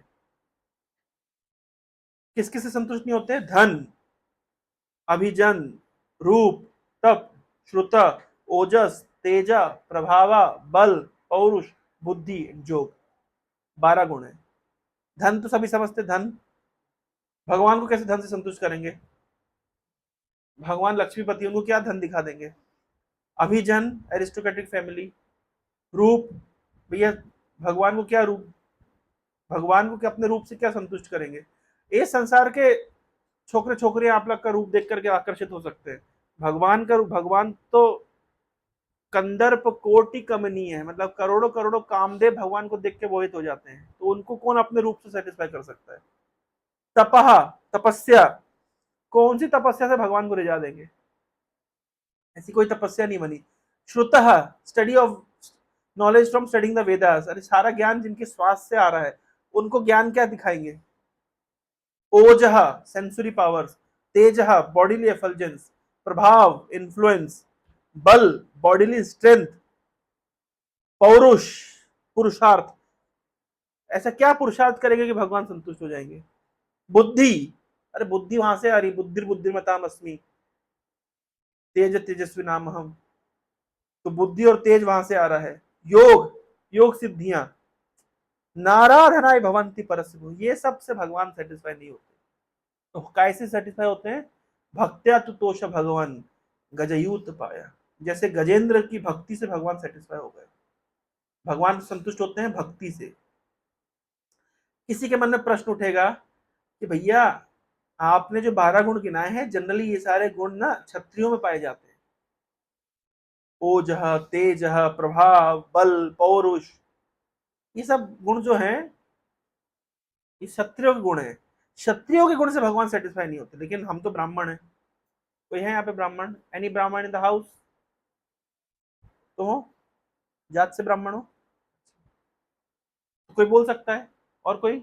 आप भी ब्राह्मण है। कोई बोल सकता है कि भगवान ब्राह्मणों के गुणों से संतुष्ट होते हैं, क्षत्रियों से भगवान इतने सेटिस्फाइड नहीं है? ब्राह्मण लोग नहीं बोलते हैं?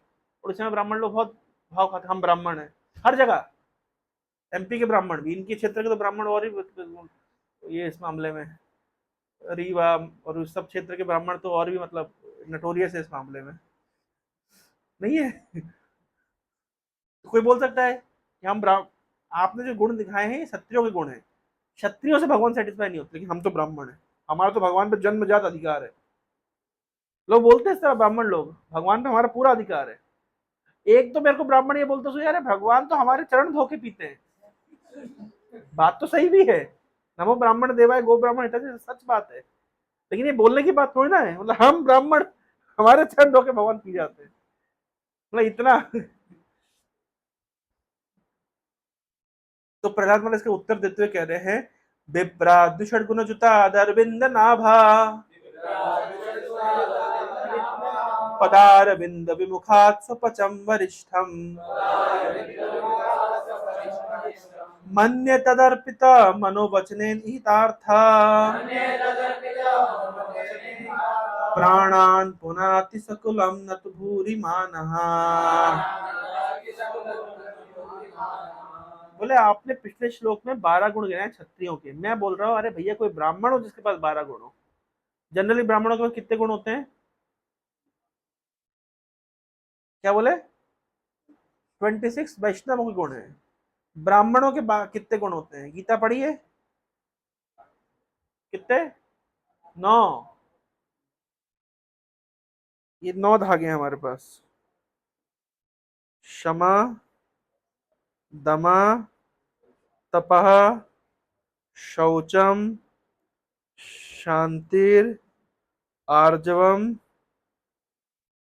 आर्जव विवेचक, ज्ञान, विज्ञान, आस्तिक्यम।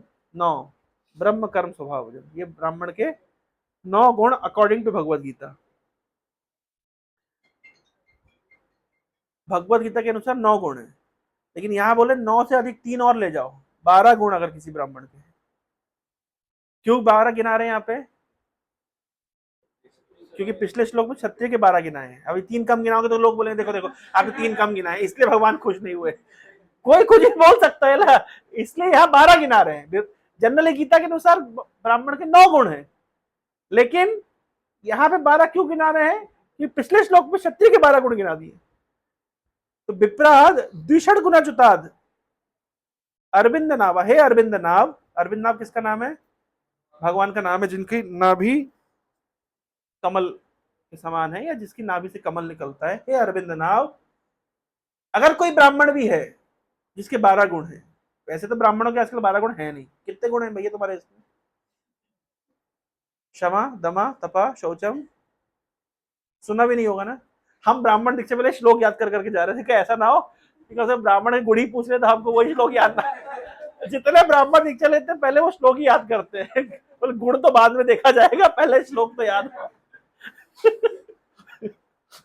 गुण तो बाद में अर्जित कर लेंगे, पूरा जीवन पड़ा गुण अर्जित करने के लिए, दीक्षा आज अर्जित कर लेते तो याद कर लो श्लोक।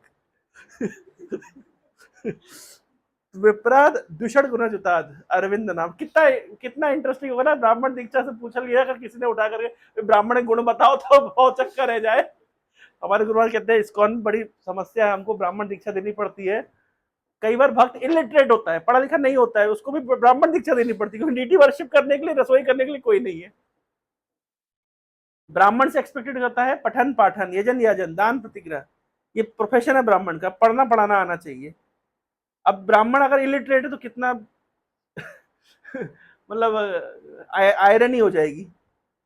तो बोल रहे हैं विप्रा द्विषण गुणोच्युताद अरविंद नावा, हे अरविंद नाव, अगर कोई ब्राह्मण है जिसके पास 12 गुण है लेकिन आपके चरणों से विमुख है, पदारविंद विमुखात, ब्राह्मण है, 12 गुण भी हैं लेकिन आपके चरणों से विमुख है, तो कह रहे स्वपचम वरिष्ठम, उससे श्रेष्ठ चंडाल कुल में जन्म लिया व्यक्ति है। ये जो जितना आजकल चल रहा है ना, उड़ीसा वाले आजकल बहुत क्रिटिकल और इनसिक्योर हो गए हैं।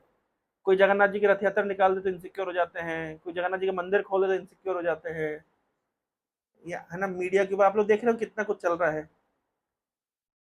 तो भगवान है ना, और तो और ये तो चल ही रहा है, साथ में बोलते हैं मलेच्छों को दीक्षा देते हैं आप लोग, और यवनों को आचार्य बना दिया आप लोगों ने, नहीं सुनते कितना कुछ चलता है। तो यहाँ क्या बोल रहे हैं, पदार विंद विमुखात, अगर ब्राह्मण है और पदार विंद चरणों से विमुख है तो उसके कंपैरिजन में स्वपचम वरिष्ठम, चंडाल कुल में जन्म लिया व्यक्ति भी श्रेष्ठ है।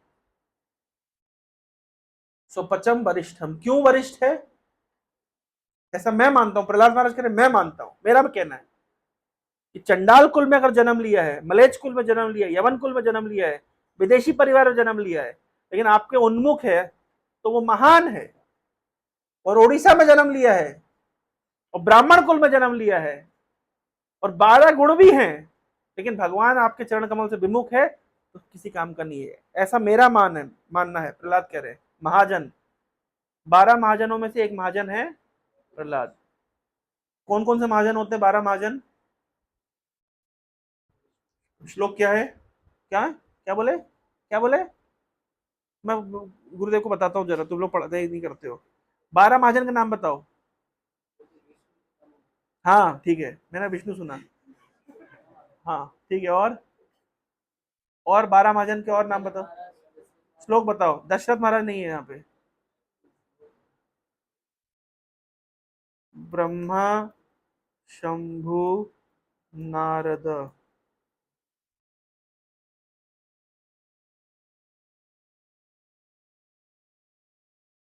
6 3 20। अच्छा, ब्रह्मा स्वयंभू से शुरू हो, ठीक है। स्वयंभू नारद शंभु, कुमारा कपिलो मनु, प्रहलादो जनको भीष्मो, बलिर्वयासकीर्वयम्, बलिर्वयासकीर्वयम्। तो ये 12 महाजन है ना। तो बोल रहे स्वयंभू, ब्रह्मा जी का नाम है स्वयंभू, नारद, नारद मुनि, शंभु शिव जी, कुमार चतुष कुमार, कपिल मनु, प्रहलाद जनक भीष्म, बलि वैयासकी मतलब व्यासदेव के पुत्र सुखदेव गोस्वामी, और वयम कौन श्लोक बोल रहा है ये, यमराज। हम, वयम, अहम नहीं बोल रहे, मतलब हम, वयम ऐसे बोल रहे हैं, हम है यम, है ना, इसलिए वयम। तो ये 12 हैं, क्या कहते हैं,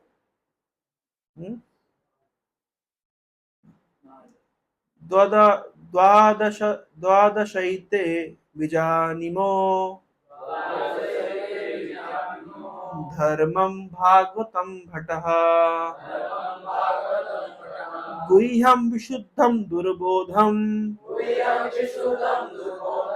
यं ज्ञात्वामृतश्नुते। बोल रहे हैं लॉर्ड ब्रह्मा, भगवान Narad, Lord Shiva, the 4 Kumaras, Kapil son of Devahuti, Swayambhu Manu, Prahlad Maharaj, Janak Maharaj, grandfather Bheeshma, Bali Maharaj, Shukdev Goswami, and I myself know the religious principles. My dear servants, this transcendental religious principle, which is known as Bhagavad Dharma, or surrender unto the Supreme Lord and love for Him, is uncontaminated by the modes of nature. It is very confidential and difficult for ordinary human beings to understand. But if by chance one fortunately understands it, he is immediately liberated and thus returns home back to Godhead. ये जो 12 महाजनों के पास ये सूत्र है, तो प्रहलाद महाराज कह रहे हैं मेरा मानना है। भाई आप कौन, कोई पूछ सकता है ना, आपका मानना है तो आप कौन, मैं कौन हूं, 12 महाजनों में से एक महाजन हूं। अभी महाजन की बात क्यों आती है भी सुनना समझना जरूरी है। फेमस श्लोक है भागवतम महाभारत का।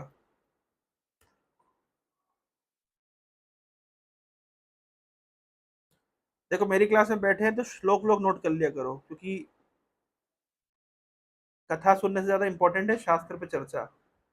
तर्को अप्रतिष्ठा श्रुतयो विभिन्ना नासौ ऋषिर्यस्य मतं न भिन्ना धर्मस्य तत्त्वं निहितं गुहायाम् महाजनो येन गता सपन्थः। ये कहाँ से आया है श्लोक? ये क्या प्रसंग है पता आप लोगों को? ये यक्ष और युधिष्ठिर का संवाद है। सुना होगा बचपन में, स्टोरी आप लोगों ने सुनी होगी, टीवी पे देखी होगी, है ना। आप लोग के उड़िया लिटरेचर में तो बचपन में क्लास में भी था यक्ष युधिष्ठिर संवाद, याद है आप लोगों को? संस्कृत में था ना? कौन सी क्लास में था? 10th क्लास में था, जो भी 9th क्लास में, तो आप लोगों को पता ही होना चाहिए। किसने किसने पढ़ा है ये संवाद? ये पूरा प्रसंग क्या है कि युधिष्ठिर, आप लोगों ने वो स्टोरी याद है क्या हुआ था? पानी पीने जाते थे तो नकुल गया वापस नहीं आया, सहदेव गया वापस नहीं आया, नकुल गया वापस नहीं आया, अर्जुन गया वापस नहीं आया, भीम गया वापस नहीं आया, फिर युधिष्ठिर गए। ये चार के चार ओवर स्मार्ट थे, इन्होंने यक्षों की बात सुनी नहीं। लेकिन युधिष्ठिर महाराज साक्षात जगत गुरु जैसे, मतलब है ना, बिल्कुल धर्म के अवतार, तो गए।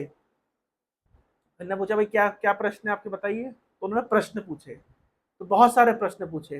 उन्होंने सबसे सुखी कौन है, कौन है पूछा, यक्ष ने प्रश्न पूछा, सुखी कौन है? जो मैं बिल्कुल नहीं हूं। क्या सबसे सुखी कौन है? यक्ष ने प्रश्न पूछा, युधिष्ठिर ने उत्तर दिया, जो ऋणी नहीं है। हमारे पास 1.5 करोड़ रुपए का ऋण है। ऐसे उन्होंने बहुत सारे प्रश्न पूछे।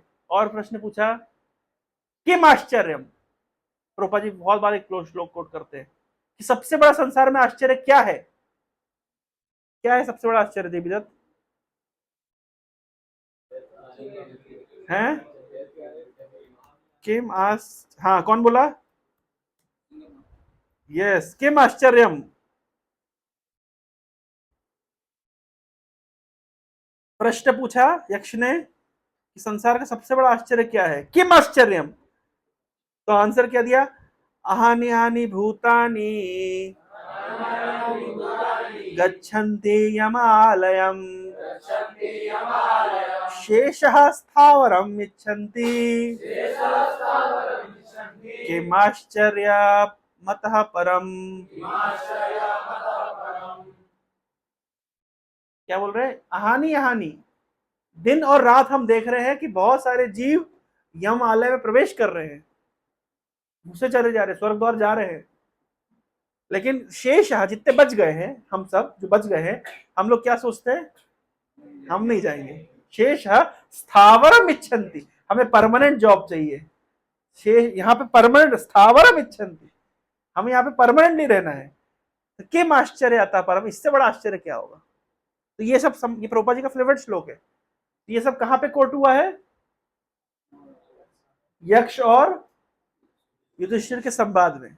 तो उसी संवाद में कोट हुआ है कि का पंथा, अरे सही रास्ता कौन सा है? आप एक बात बताते हैं, आप दूसरी बात बताते हैं, वो तीसरी बात बताते हैं, सैड गुरु अलग बात बताते हैं, आचार्य प्रसाद अलग बात बताते हैं, है ना, रविशंकर जी अलग बात बताते हैं, इस्कॉन वाले अलग बात बताते हैं, भ्रमित कुमारी अलग बताते हैं, चिन्मयानंद जी अलग बात बताते हैं। किसकी बात सुने? वो ऋषि महात्मा वो अलग वहां बैठे, उनका आश्रम वहां, वो अलग बता रहे हैं, वो अलग वो बता रहे हैं। कोई कह रहा है ध्यान करो, कोई कह रहा है नाम करो। आपके हरे कृष्णा वालों में 100 पद्धति निकली, एक लिख रहा है right Nityananda, right Nityananda, copy paste के ऊपर नित्यानंदा लिखो। ये है, ये चल रहा है। कोई बोलता राधे राधे करो, कोई बोलता श्याम श्याम करो। क्या करो? का पंथा, सही मार्ग क्या है? कोई कहता है मुक्ति के प्रयास करो, कोई कहता है भक्ति का प्रयास करो। भाई सही रास्ता कौन सा है? आपका एक शास्त्र एक बात बताता है, दूसरी शास्त्र दूसरी बात बताता है। एक पुराण में कुछ लिखा है, दूसरी पुराण में कुछ लिखा है, पुराण में कुछ लिखा है, कुरान में कुछ लिखा है। सही रास्ता क्या है? किस में चले? बड़ा कंफ्यूजन है। सही रास्ता क्या है? का पंथा, का पंथा, सही रास्ता क्या है? हाँ? तो महाजनो ये न गता सा पंथा, जिस रास्ते पे महान लोग चले हैं वही पंथा है। तर्को अप्रतिष्ठितो श्रुतयो विभिन्नम, कभी शास्त्र पे तर्क नहीं करना चाहिए। आप एक शास्त्र कोट करेंगे, सामने वाली पार्टी दूसरा शास्त्र कोट करेगी, फिर आप एक कोट करेंगे, दूसरा एक और कोट कर देगा। शास्त्र तर्को अप्रतिष्ठितो श्रुतयो, विभिन्न प्रकार के शास्त्र है, विभिन्न है, उससे आप सिद्धांत प्रतिपादित नहीं कर सकते, सही गलत नहीं बोल सकते। भाई आप एक पुराण कोट करोगे, दूसरी पुराण कोट करेगा। अब एक वेद के सिद्धांत कोट करोगे, दूसरे सिद्धांत कोट करेगा। अब एक उपनिषद कोट करोगे, दूसरा उपनिषद कोट करेगा। तो तर्को अप्रतिष्ठितो श्रुतयो विभिन्नम, और ना असौ ऋषि यस्य मतम न भिन्नम, अब कोई ऋषि मुनि ऐसा नहीं जिसका मत भिन्न नहीं है, सबका अपना अपना मत है। वो एक उसका खंडन करता है या उसका खंडन करता है। हमारे इस्कॉन में भी ऐसा चलता है, एक एक एक श्रील प्रभुपाद सेड दिस, वो दूसरा बोला श्रील प्रभुपाद सेड दिस, उसमें आपस में झगड़ा चला जा रहा है। क्या करोगे? धर्मस्य तत्वम निहितम गुहायाम, जो धर्म का तत्व है बड़ा ही कॉन्फिडेंशियल है, बड़ा ही गुहू है, बड़ा ही सीक्रेट है, और निहित है, छुपा हुआ है, हृदय की गुफा में छुपा हुआ है। किसकी हृदय की गुफा में? किसकी हृदय की गुफा में छुपा हुआ है? महाजनों। ये न कथा सपंथा, वो महाजन जिनकी हृदय की गुफा में धर्म का तत्व छुपा हुआ है, वो जिस रास्ते पे चले बस वही रास्ता है। तो प्रहलाद महाराज बोल रहे हैं, अगर मैं मानता हूं, मन्य, मेरा मानना है कि अगर 12 गुणों वाला ब्राह्मण भी है, वो उस चंडाल से श्रेष्ठ है। जो 12 गुणों वाला जो ब्राह्मण है, उससे चंडाल श्रेष्ठ है जो भगवान के उन्मुख है। मेरा मानना है, क्योंकि मैं एक महाजन हूं। इसे 12 महाजनों के नाम गिना दिए, ये महाजन कुछ बोले तो उस बात को मान लेना चाहिए। क्यों श्रेष्ठ है? ये स्वपचम वरिष्ठम क्यों श्रेष्ठ है? चंडाल कुल में जन्म लिया व्यक्ति क्यों श्रेष्ठ है? क्योंकि वो अर्पित कर रहा है भगवान को। क्या क्या अर्पित कर रहा है? मनो, वचन, हित, अर्थ, प्राण, 5 चीजें अर्पित कर रहा है भगवान को। क्या क्या अर्पित कर रहा है?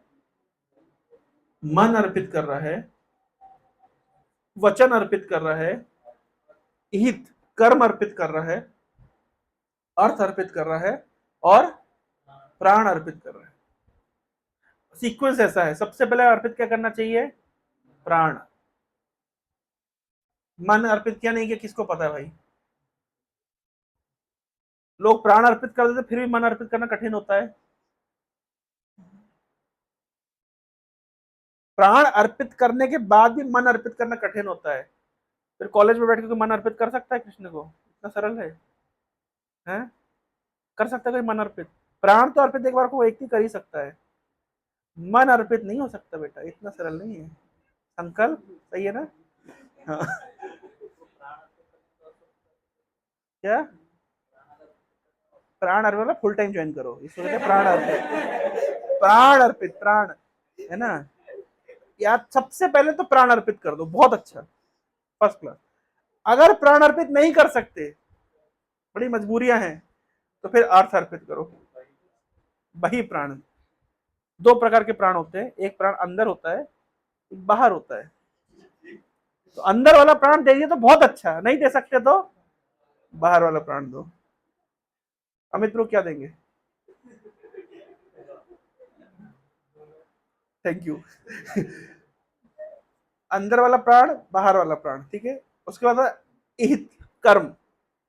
कुछ लोग होते हैं ना अंदर वाला प्राण देना चाहते हैं ना बाहर वाला, ठीक है, हम आके एटलीस्ट सेवा कर देंगे, कर्म करेंगे भगवान के लिए, वो भी अच्छा है। और वो भी नहीं कर सकते तो कम से कम वचन अर्पित करना चाहिए, भगवान के विषय में बोलना चाहिए, बताना चाहिए एटलीस्ट। मन को सबसे लास्ट में रखा क्योंकि सबसे कठिन है, मन अर्पित करना इतना सहज है नहीं। लेकिन स्वपच कुल में जन्म लिया व्यक्ति भी अगर भगवान को ये सब अर्पित करता है, मनो वचन हित अर्थ और प्राण, तो क्या होता है, पुनाति सकुलम, पूरे कुल को पवित्र कर देता है। यद्यपि जन्म लिया है कहां पे, चंडाल कुल में, लेकिन पूरे कुल को पवित्र कर देता है। न तो भूरी माना, लेकिन केवल कोई ब्राह्मण केवल भूरी माने, भूरी माना मतलब अपनी भूरी भूरी प्रशंसा करे, मैं तो ब्राह्मण हूं, अरे मैं तो ब्राह्मण हूं, अरे हम तो जात के ब्राह्मण है। ना तो भूरी मान, अगर केवल अपने को बड़ा मानने से अपने आप को भी पवित्र नहीं कर सकता तो कुल की क्या बात है। लेकिन चंडाल कुल में जन्म लिया व्यक्ति पूरे कुल को पवित्र कर देता है, इसलिए मैं उसको वरिष्ठ मानता हूं। कौन मानता है, कौन मानते हैं, प्रहलाद। अभी एक श्लोक लास्ट चर्चा का विषय है। बारंबार बोल रहे हैं कि भगवान को भक्ति से संतुष्ट हो सकते हैं, धन संपदा रूप ऐश्वर्य इनसे आप संतुष्ट नहीं कर सकते हैं। ब्राह्मण भगवान को संतुष्ट नहीं कर सकता, लेकिन चंडाल कुल में जन्म लिया भक्त भगवान को संतुष्ट कर देता है। तो बारंबार भगवान की संतुष्टि के विषय में चर्चा हो रही है। भगवान को संतुष्टि, भगवान गजेंद्र ने भगवान को संतुष्ट कर दिया, तो इतनी बार संतुष्टि की चर्चा हो रही है। ऐसे भगवान संतुष्ट होते हैं, ऐसे नहीं होते हैं, ऐसे होते हैं, ऐसे नहीं होते, इतना जो एनालिसिस किया, तो प्रश्न क्या उठेगा कि भगवान के असंतुष्ट बैठे हैं कि भगवान इतने डिससेटिस्फाइड है कि इतना बार बार भगवान की तुष्टि को लेकर चर्चा करनी पड़ेगी। तो बोल रहे नहीं नहीं, भगवान संतुष्ट हैं। नैवात्मनः प्रभुरयं निजलाभ पूर्णो मानं जनाद विदुषः करुणो वृणीते यद्यज्जनो भगवते विदधीतमानं तच्चात्मने प्रतिमुखस्य यथा मुखश्री नैवात्मनः प्रभुरयं निजलाभ पूर्णो, भगवान निजलाभ पूर्ण है। ऐसी बात नहीं कि भगवान असंतुष्ट बैठे हैं कि उनकी संतुष्टि के लिए इतनी हमको कॉन्फिडेंस बिठानी पड़ेगी। ही इज निजलाभ पूर्ण, ही इज आप्तकाम, ही इज, वो अपने आप में संतुष्ट है, निज लाभ पूर्ण, अपने आप, he is complete, he is perfect in himself. तो फिर भैया अगर आप सब कुछ संतुष्ट है तो मांगते क्यों है, पत्रम पुष्पम फलम तोयम, दो मुझे दो, यद करोसी यद अस्नासी यद जुहोसी ददासी यद तपस्सी कौन्तेय तत्कृशो मद अर्पण, मुझे अर्पित करो। मांग क्यों रहे, मांगता कौन है, भाई जिसके पास कमी है वो मांगता है। तो भगवान मांग रहे इसका मतलब कमी है, बोले नहीं नहीं कमी नहीं है, तो मांग क्यों रहे। प्रश्न समझ आ रहा है, क्या समझ आया प्रश्न, जो कमी होती है वो मांगता है, दे दाता के नाम।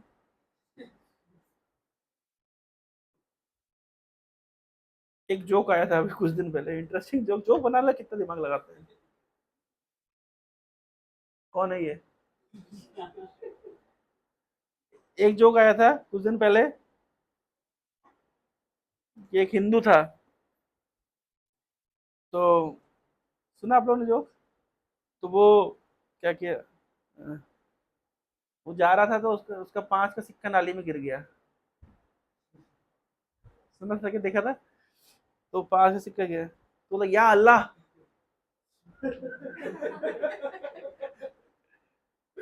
तो उसका दोस्त कह, तू तो हिंदू है, तू तो फिर अल्लाह को क्यों याद कर रहा है। बोले तेरे को क्या लगता है 5 के सिक्के लेंगे हनुमान जी बजरंग बली को क्यों मैं नाले में खुदा दूं।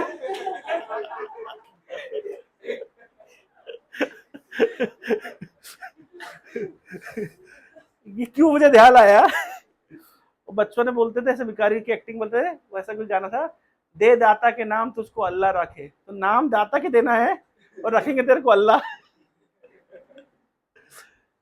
तो भाई दाता के नाम पे दो, तो दाता को क्या कमी, दाता के नाम पे व्यक्ति को चाहिए, पर यहाँ पे दाता खुद मांग रहा है, मुझे दो, मन मना भव मत भक्तो मदयाजी माम नमस्करो, मेरा भक्त बनो, मुझे नमस्कार करो।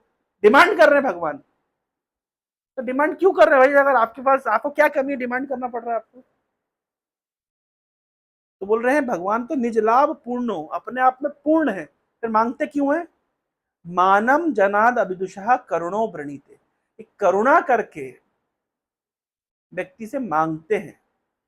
ये भगवान का जो मांगना है ये भगवान की करुणा है। क्योंकि बहुत लोग हैं संसार में बोलते हैं हमको भगवान के पास जाने की क्या जरूरत है, हमारे पास सब कुछ है, हम क्यों जाएं भगवान के पास।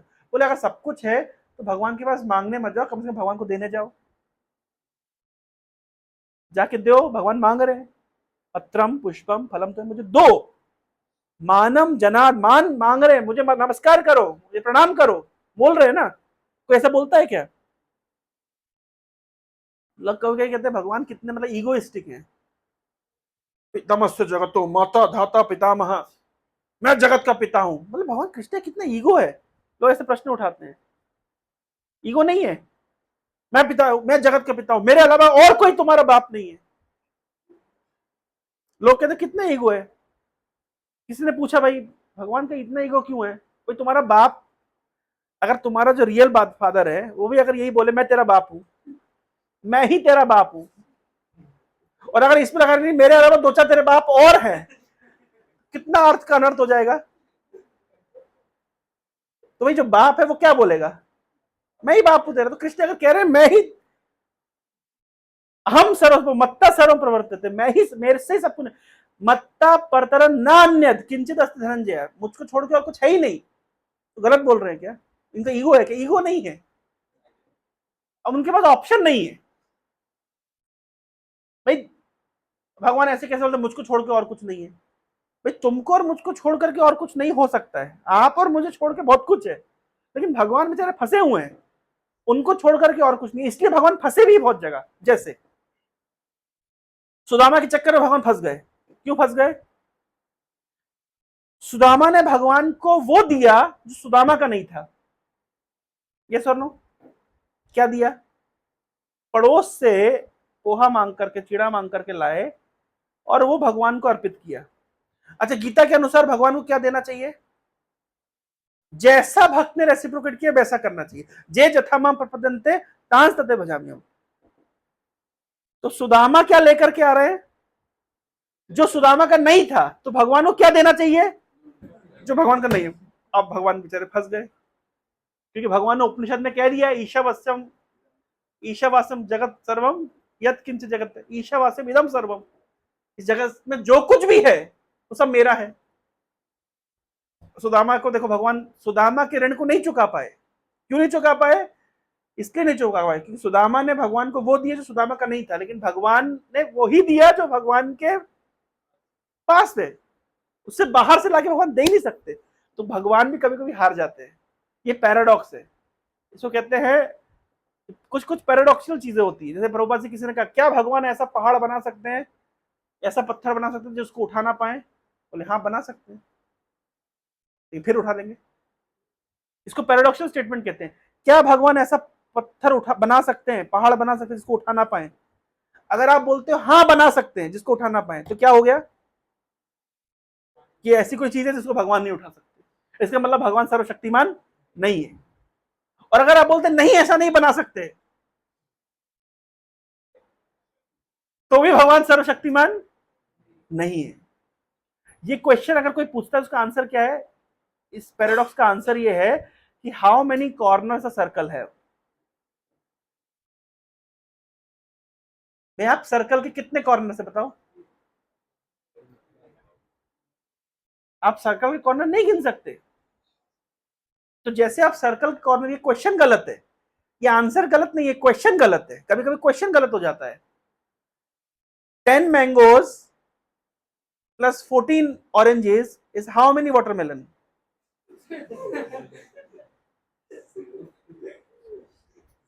क्वेश्चन, इसका आंसर जीरो भी नहीं है।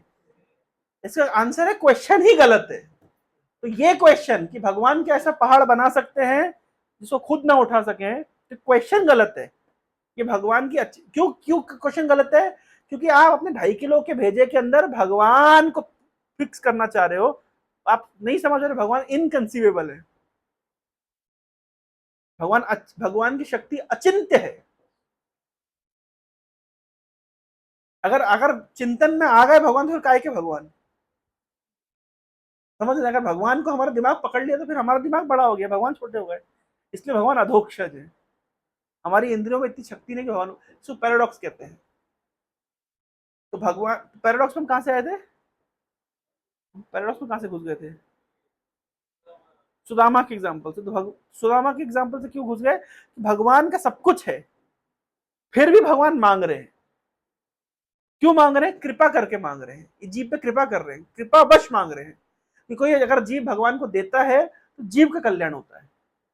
और कैसे होता है एग्जाम्पल भी दे रहे हैं। यद यद जनो भगवते विदितमानम तच्चात्मने प्रतिमुख से यथा मुख श्री। एग्जाम्पल क्या है? ये मिरर है, तो मिरर के ऊपर मिरर इमेज है। आप ओरिजिनल चेहरे को सजाओगे, ओरिजिनल चेहरे को डॉट लगाओगे, पाउडर पुती लगाओगे, तो उसका रिफ्लेक्शन को भी वो मिल जाएगा। ये सुनो, तो यहां पे इस एनालॉजी में ओरिजिनल चेहरा कौन है? ओरिजिनल चेहरा है भगवान, और हम सब जीव क्या है? रिफ्लेक्शन है। ओरिजिनल चेहरे को सजाते हैं तो रिफ्लेक्शन भी सुंदर हो जाती है। आज संसार की विडंबना क्या है? लोग दुखी और परेशान क्यों हैं? क्योंकि लोग ओरिजिनल चेहरे को नहीं सजा रहे हैं, वो मिरर रिफ्लेक्शन के ऊपर सजा रहे हैं। मान लीजिए मिरर के ऊपर आप चेहरे को आप सजा दो, तो क्या ओरिजिनल चेहरा सज जाएगा? और क्या वही चेहरा सज जाएगा? नहीं सजेगा। तो संसार के लोग परेशान क्यों हैं? क्योंकि मिरर के ऊपर रिफ्लेक्शन को सजाने में लगे। लेकिन यह सूत्र क्या है? ओरिजिनल चेहरे को सजाएंगे तो जो रिफ्लेक्शंस हैं, जीवात्मा सब क्या है? भगवान का रिफ्लेक्शन मात्र है, वो भी सुंदर हो जाएगा। इसी प्रसंग में एक छोटी सी स्टोरी है, स्टोरी बता करके मैं एंड करूंगा। आप लोगों के शायद मैंने पहले सेशन पटिया में एक बार लिया था, अगर किसी को ध्यान हो तो। एनीवे, एक बार की बात है कि भगवान कृष्ण मतलब गोपियों को बोले कि गोपियां देखो, मैं रात को बांसुरी बजाता हूँ। तुम्हारे बेस में क्लास हुई थी क्या? चर्चा, ये चर्चा हुई थी क्या? भूल गए। एनीवे, जगत गुरु हमारे ऐसे ही हैं, वो 1000 बार हनुमान जी के ऊपर क्लास ले चुके हैं। मैंने कहा हर बार आप वही क्लास क्यों लेते हो? बोले लोग भूल जाते हैं। एक बार की बात है, भगवान कृष्ण ने रात को बांसुरी बजाई। तो जब बांसुरी बजाई तो और गोपियां आ गई, तो भगवान कृष्ण गोपियों को कह रहे हैं कि देखो गोपियों, एक बात बताता, एक कहानी सुनाता हूँ। कि एक बार की बात है कि एक ब्राह्मण थे, और उनकी पत्नी बहुत ही पतिव्रता नारी थी। और ब्राह्मण यज्ञ करके थक गए थे, तो अपनी पत्नी के कोल के ऊपर, गोद के ऊपर सिर रख के सो गए। तो जब सो गए तो पत्नी अपने पति को पंखा झुला रही थी, उनको डिस्टर्ब नहीं करना चाहती थी। लेकिन पत्नी देख रही कि उनका छोटा सा बच्चा वो यज्ञ कुंड की अग्नि की ओर आगे बढ़ रहा है। लेकिन पत्नी क्योंकि पतिव्रता नारी थी और अपने पति को तंग नहीं करना चाहती थी, उनको डिस्टर्ब नहीं करना चाहती थी, तो उनकी आंखों के सामने ही देखते देखते वो छोटा बच्चा जाकर के यज्ञ कुंड की अग्नि में गिर गया। लेकिन पत्नी ने कोई विरोध नहीं किया, क्योंकि पत्नी अपने पति की सेवा में लगी हुई। कुछ समय के बाद जब पति जागा तो दौड़ करके पत्नी जाती है, लेकिन वहां क्या देखती है कि यज्ञ कुंड की अग्नि पूरी शीतल हो चुकी है और बच्चा वहां पे खेल रहा है। तो भगवान कृष्ण का देखा कि पतिव्रता नारी की कितनी शक्ति होती है। क्यों कृष्ण ने एग्जाम्पल दिया? गोपे, तुम्हें भी कुछ सीखना चाहिए उन यज्ञ पत्नियों से, उस ब्राह्मण पत्नी से। कितनी वो पतिव्रता नारी थी। एक तुम लोग हो, मैं रात को बांसुरी बजाता हूँ और तुम लोग अपना घर छोड़ करके, अपने पतियों को छोड़ करके अंधेरी रात में चली आती हो। ये अच्छी बात नहीं है। मतलब गोपी के लिए एक तो बांसुरी बजा के आपको बुलाते हैं, फिर आकर के उपदेश देते कि अच्छी बात नहीं है। तो गोपी ने कहा सुनिए, अभी हमारे पास भी एक अपील है, सुनिए। एक बार की बात, एक स्टोरी आपने सुनाई, अब हम एक स्टोरी सुनाते हैं। एक बार की बात है, एक ब्राह्मण था, क्योंकि आपने ब्राह्मण की स्टोरी सुनाई, अभी हम भी आपको ब्राह्मण की स्टोरी सुनाएंगे। एक बार की बात है, एक ब्राह्मण था, उसकी पत्नी उससे बहुत अटैच थी। तो ब्राह्मण को किसी काम से 2-4 महीने के घर से बाहर जाना था। अब पत्नी पति के लिए भोजन बनाती थी, उनको भोजन कराती थी, पंखा चलाती थी और बहुत सेवा करती थी। लेकिन क्योंकि जैसे ही उसे सुना कि पति कुछ महीनों के लिए बाहर जाएंगे, उनको बहुत दुख लगा, बहुत आघात पहुंचा। तो बहुत ही कष्ट में थी। तो पति ने कहा कि काम करो, मेरी एक फोटो रख लो, और जैसे तुम मुझे भोग भोग ये मन में विचार करना कि मुझे ही खिला रही हो और पंखा झुला रही हो और फोटो की सेवा करना, इससे तुम्हारा मन भी लगा रहेगा और मेरी सेवा भी मेरी सेवा भी तुम्हें हो, मतलब जो तुम मेरी सेवा करना चाहती हो वो भी हो जाएगी। तो पत्नी ने वो स्वीकार कर लिया। पति चला गया। तो पति को जैसे भोजन कराती थी, सुलाती थी, मतलब पंखा करती थी, वैसे सेवा करती थी। कुछ समय के बाद में दरवाजा खटखटाया। कुछ महीनों के बाद में पति आ गया और आवाज देता है, खोलो खोलो खोलो, घर खोलो। तो पत्नी ने पति की आवाज सुनी और उसको पता चल गया कि मेरा पति आ गया है। अब गोपियों ने प्रश्न पूछा, कृष्ण एक बात बताइए, अभी इस ब्राह्मण पत्नी को क्या करना चाहिए? वो फोटो के ऊपर पंखा झुलाना चाहिए, फोटो को ही भोग लगाना चाहिए, कि दौड़ करके जाना चाहिए और गेट खोल करके पति का स्वागत करना चाहिए? आप बताइए क्या करना चाहिए? गोपियों ने कृष्ण से पूछा, बताइए क्या करना चाहिए, क्या करना चाहिए, क्या करना चाहिए, क्या करना चाहिए? अभी कृष्ण निरुत्तर हो गए। भाई आइडियली क्या करना चाहिए कि भाई पति की फोटो यहाँ पे है, लेकिन ओरिजिनल पति आ गया है, दरवाजा खटखटा रहा है, आवाज लगा रहा है, पत्नी को दौड़ करके जाना चाहिए और पति का स्वागत करना चाहिए। बोले हमने क्या गलती करी? अभी तक हम केवल फोटो की सेवा कर रहे थे, लेकिन आपने जैसी बांसुरी बजाई, दरवाजा खटखटाया, आवाज लगाई, अब हमें क्या करना चाहिए? सारे डुप्लीकेट पतियों को छोड़ करके, सारे रिफ्लेक्शन को छोड़ करके, सारे फोटो को छोड़ करके दौड़ के आना चाहिए और वास्तविक पति की सेवा करनी चाहिए। तो हमने क्या गलत किया? इसका अर्थ यह है कि हमारा पतिव्रता जो धर्म है वो खंडित नहीं हुआ। तो मॉरल ऑफ द स्टोरी क्या है इस चैप्टर में, क्या ये इस श्लोक में क्या मिलता है? जो भगवान है वास्तविक चेहरा, वास्तविक पति, वास्तविक व्यक्ति है, बाकी सब क्या है? उनके रिफ्लेक्शन मात्र है। तो जब तक रिफ्लेक्शन की सेवा चल रही है, लेकिन जिस दिन ओरिजिनल पति आवाज दे निरंजन प्रभु, तब क्या करना चाहिए? हरे कृष्णा कृष्णा कृष्णा हरे हरे, हरे राम राम राम हरे हरे। प्रभुपाद की समय हो गया है। किसी के मन में कोई जिज्ञासा? जो आप बता रहे थे महादेव कर रहे थे, तो हमें बोलता कि उसमें तर्को अप्रतिष्ठो श्रुत्यो विभिन्नम। शास्त्र के बेसिस पे तर्क नहीं करना चाहिए, बट उसमें हम डिस्कशन कर रहे थे कि हम राइट या रॉन्ग कैसे डिसाइड करते हैं, मतलब कोई बेसिस ना हो, शास्त्र का बेसिस। हाँ सही बात है, अच्छा पॉइंट है। इनका क्वेश्चन ये है कि शास्त्र के वेट पे तर्क करना चाहिए कि नहीं करना चाहिए? नहीं, करना भी चाहिए, क्योंकि महाजनों ने शास्त्र के ऊपर तर्क वितर्क करके ही सिद्धांत को स्थापित किया है। नाना शास्त्र विचार नैक निपुण सद धर्म संस्थापक, विभिन्न शास्त्रों के ऊपर विचार करके सब धर्म की स्थापना हुई है। तो शास्त्रों पर विचार करना चाहिए, लेकिन फिर भी सारे शास्त्रों विचार करने के बाद में उसको वैसे ही ग्रहण करना चाहिए जैसे महाजनों ने ग्रहण किया है। प्रभुपाद जी भगवद गीता के इंट्रोडक्शन में लिखते हैं कि हमें गीता को वैसे ही ग्रहण करना चाहिए जैसे अर्जुन ने ग्रहण किया है। तो कैसे ग्रहण किया अर्जुन ने? कृष्ण को संबोधित किया, परम ब्रह्म परम धाम पवित्रम परमम भगवान। क्योंकि अर्जुन को जैसे अगर हम ग्रहण नहीं करेंगे गीता को, तो हम गीता के सही अर्थ को नहीं समझ पाएंगे। तो शास्त्र को समझने के लिए हमें महाजन का अनुसरण करना होता है कि महाजन ने उस शास्त्र को कैसे ग्रहण किया है। महाजनों ने कहा है गीता में कि कृष्ण भगवान है, नहीं तो वही गीता को लेकर के कितने लोग कितने प्रकार की कमेंट्री कर रहे हैं, लेकिन महाजनों का मत है नहीं नहीं, नारद व्यास देवल आदि इन सब ने कृष्ण को भगवान के रूप में स्वीकार किया है, इसलिए हम उनको कृष्ण को भगवान के रूप में स्वीकार करते हैं। ये बात भी वहां पे भगवद गीता के इंट्रोडक्शन पर ऊपर लिखे हैं कि भगवान कृष्ण का गुणगान करते हुए अर्जुन कह रहे हैं कि आप परम ब्रह्म है, परम धाम है, पवित्र है, परम धाम है।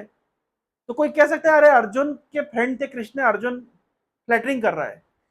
तो अर्जुन जवाब देते नहीं नहीं ऐसा नहीं है, मैं ही नहीं बोल रहा हूं, असित देवल व्यास आदि नारद आदि ऋषि मुनियों ने कहा है, और अब आप खुद भी इस बात को प्रतिपादित कर रहे हैं। तो अल्टीमेटली शास्त्र को भी हम कैसे स्वीकार करते हैं कि महाजनों ने उसको कैसे स्वीकार किया है। ठीक है, और कुछ?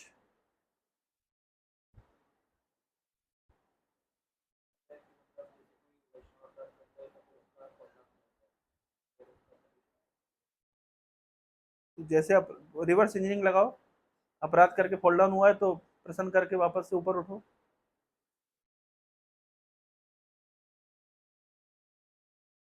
और कुछ? भगवान के भक्तों की बात टालते नहीं, भक्ति भगवान की शुद्ध भक्ति की बात होती है। मैं अगर आपको बोलूं मुझे पानी चाहिए तो कैसा पानी चाहिए? शुद्ध पानी चाहिए, पीने योग्य पानी चाहिए। तो जब बात हो रही है कि भक्त मतलब शुद्ध भक्त,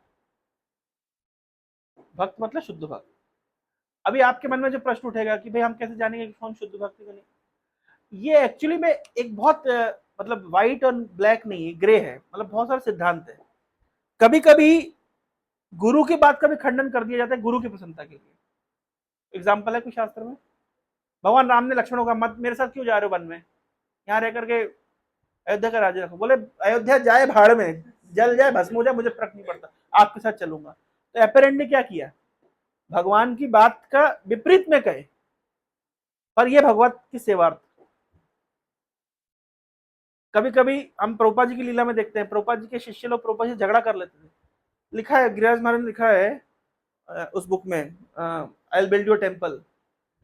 कभी कभी मुझे समझ नहीं आता, तमाल कृष्ण महाराज और प्रभुपाद का झगड़ा हो रहा है और पूरा गर्मा गर्मी हो जाती है। इतना झगड़ा हो जाता था कि प्रभुपाद को एक बार बोलना पड़ गया कि just you chant your 60 round and follow 480 principle and do any hell you want to do. तो जो करना है करो, भाड़ में जाओ, बस अपना ये कर लो। तो तमाल कृष्ण महाराज जी माला उठाए, यस प्रभुपाद, चले गए। तो गिरिराज महाराज वहां पे लिखे हैं कि मैं समझ नहीं पाता था कि ये भाई हम तो यही सुन के आए थे मेरे गुरु बोला साक्षात हरित्व ना, और यस्य प्रसाद भगवत प्रसाद, तो यहाँ तो हम अलग ही लीला देख रहे हैं, क्या चल रहा है। तो उन्होंने फिर वहां पे लिखा कि जैसे कभी पिता और पुत्र में इतनी इंटीमेसी होती है कि पिता और पुत्र में झगड़ा भी हो जाता है, लेकिन उससे उनकी इंटीमेसी खंडित नहीं होती है। ये प्रेम का ही एक प्रकार का क्या है, मतलब मैनिफेस्टेशन है। तो उसी प्रकार का प्रेम था प्रभुपाद जी के और तमाल कृष्ण महाराज के बीच में।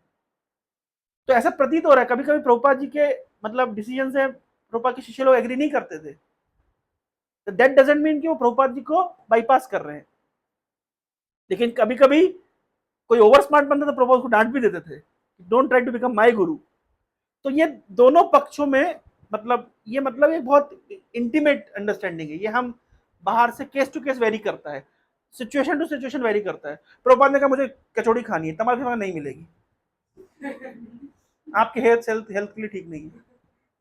यही बात दूसरे किसी भक्त ने बोल दिया, प्रभुपाद ने उसको जवाब दे दिया, you are not my Guru, give me. समझ रहे ना? तो this is kind of reciprocation. तो इसलिए ये बहुत वाइट नहीं है, मतलब ऐसा नहीं कि तमाल कृष्ण महाराज ने प्रभु से झगड़ा किया तो असुर बन गए, ऐसा नहीं है।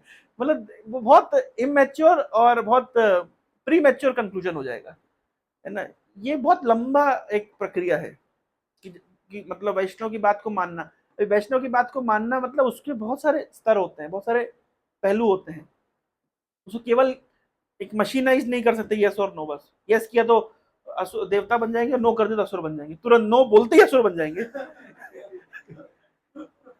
ऐसा नहीं है। तो ये बहुत डायनामिक अंडरस्टैंडिंग है और वो ग्रेजुअली रिवील होती है।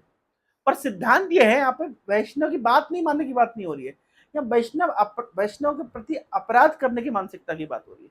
अपराध मानसिकता रहेगी, अगर अपराध करेंगे तो बहुत जल्दी असुर बन जाएंगे। एक्चुअली असुर बन ही चुके हैं, तभी तो अपराध कर रहे हैं। दैट इज वेरी आपराधिक मानसिकता आ गई, मतलब ऑलरेडी असुरत्व तो प्राप्त हो गया है, अब और बचा क्या है, इस तरह से। ठीक है, समय हो गया। हरे कृष्ण, श्रील प्रभुपाद की जय।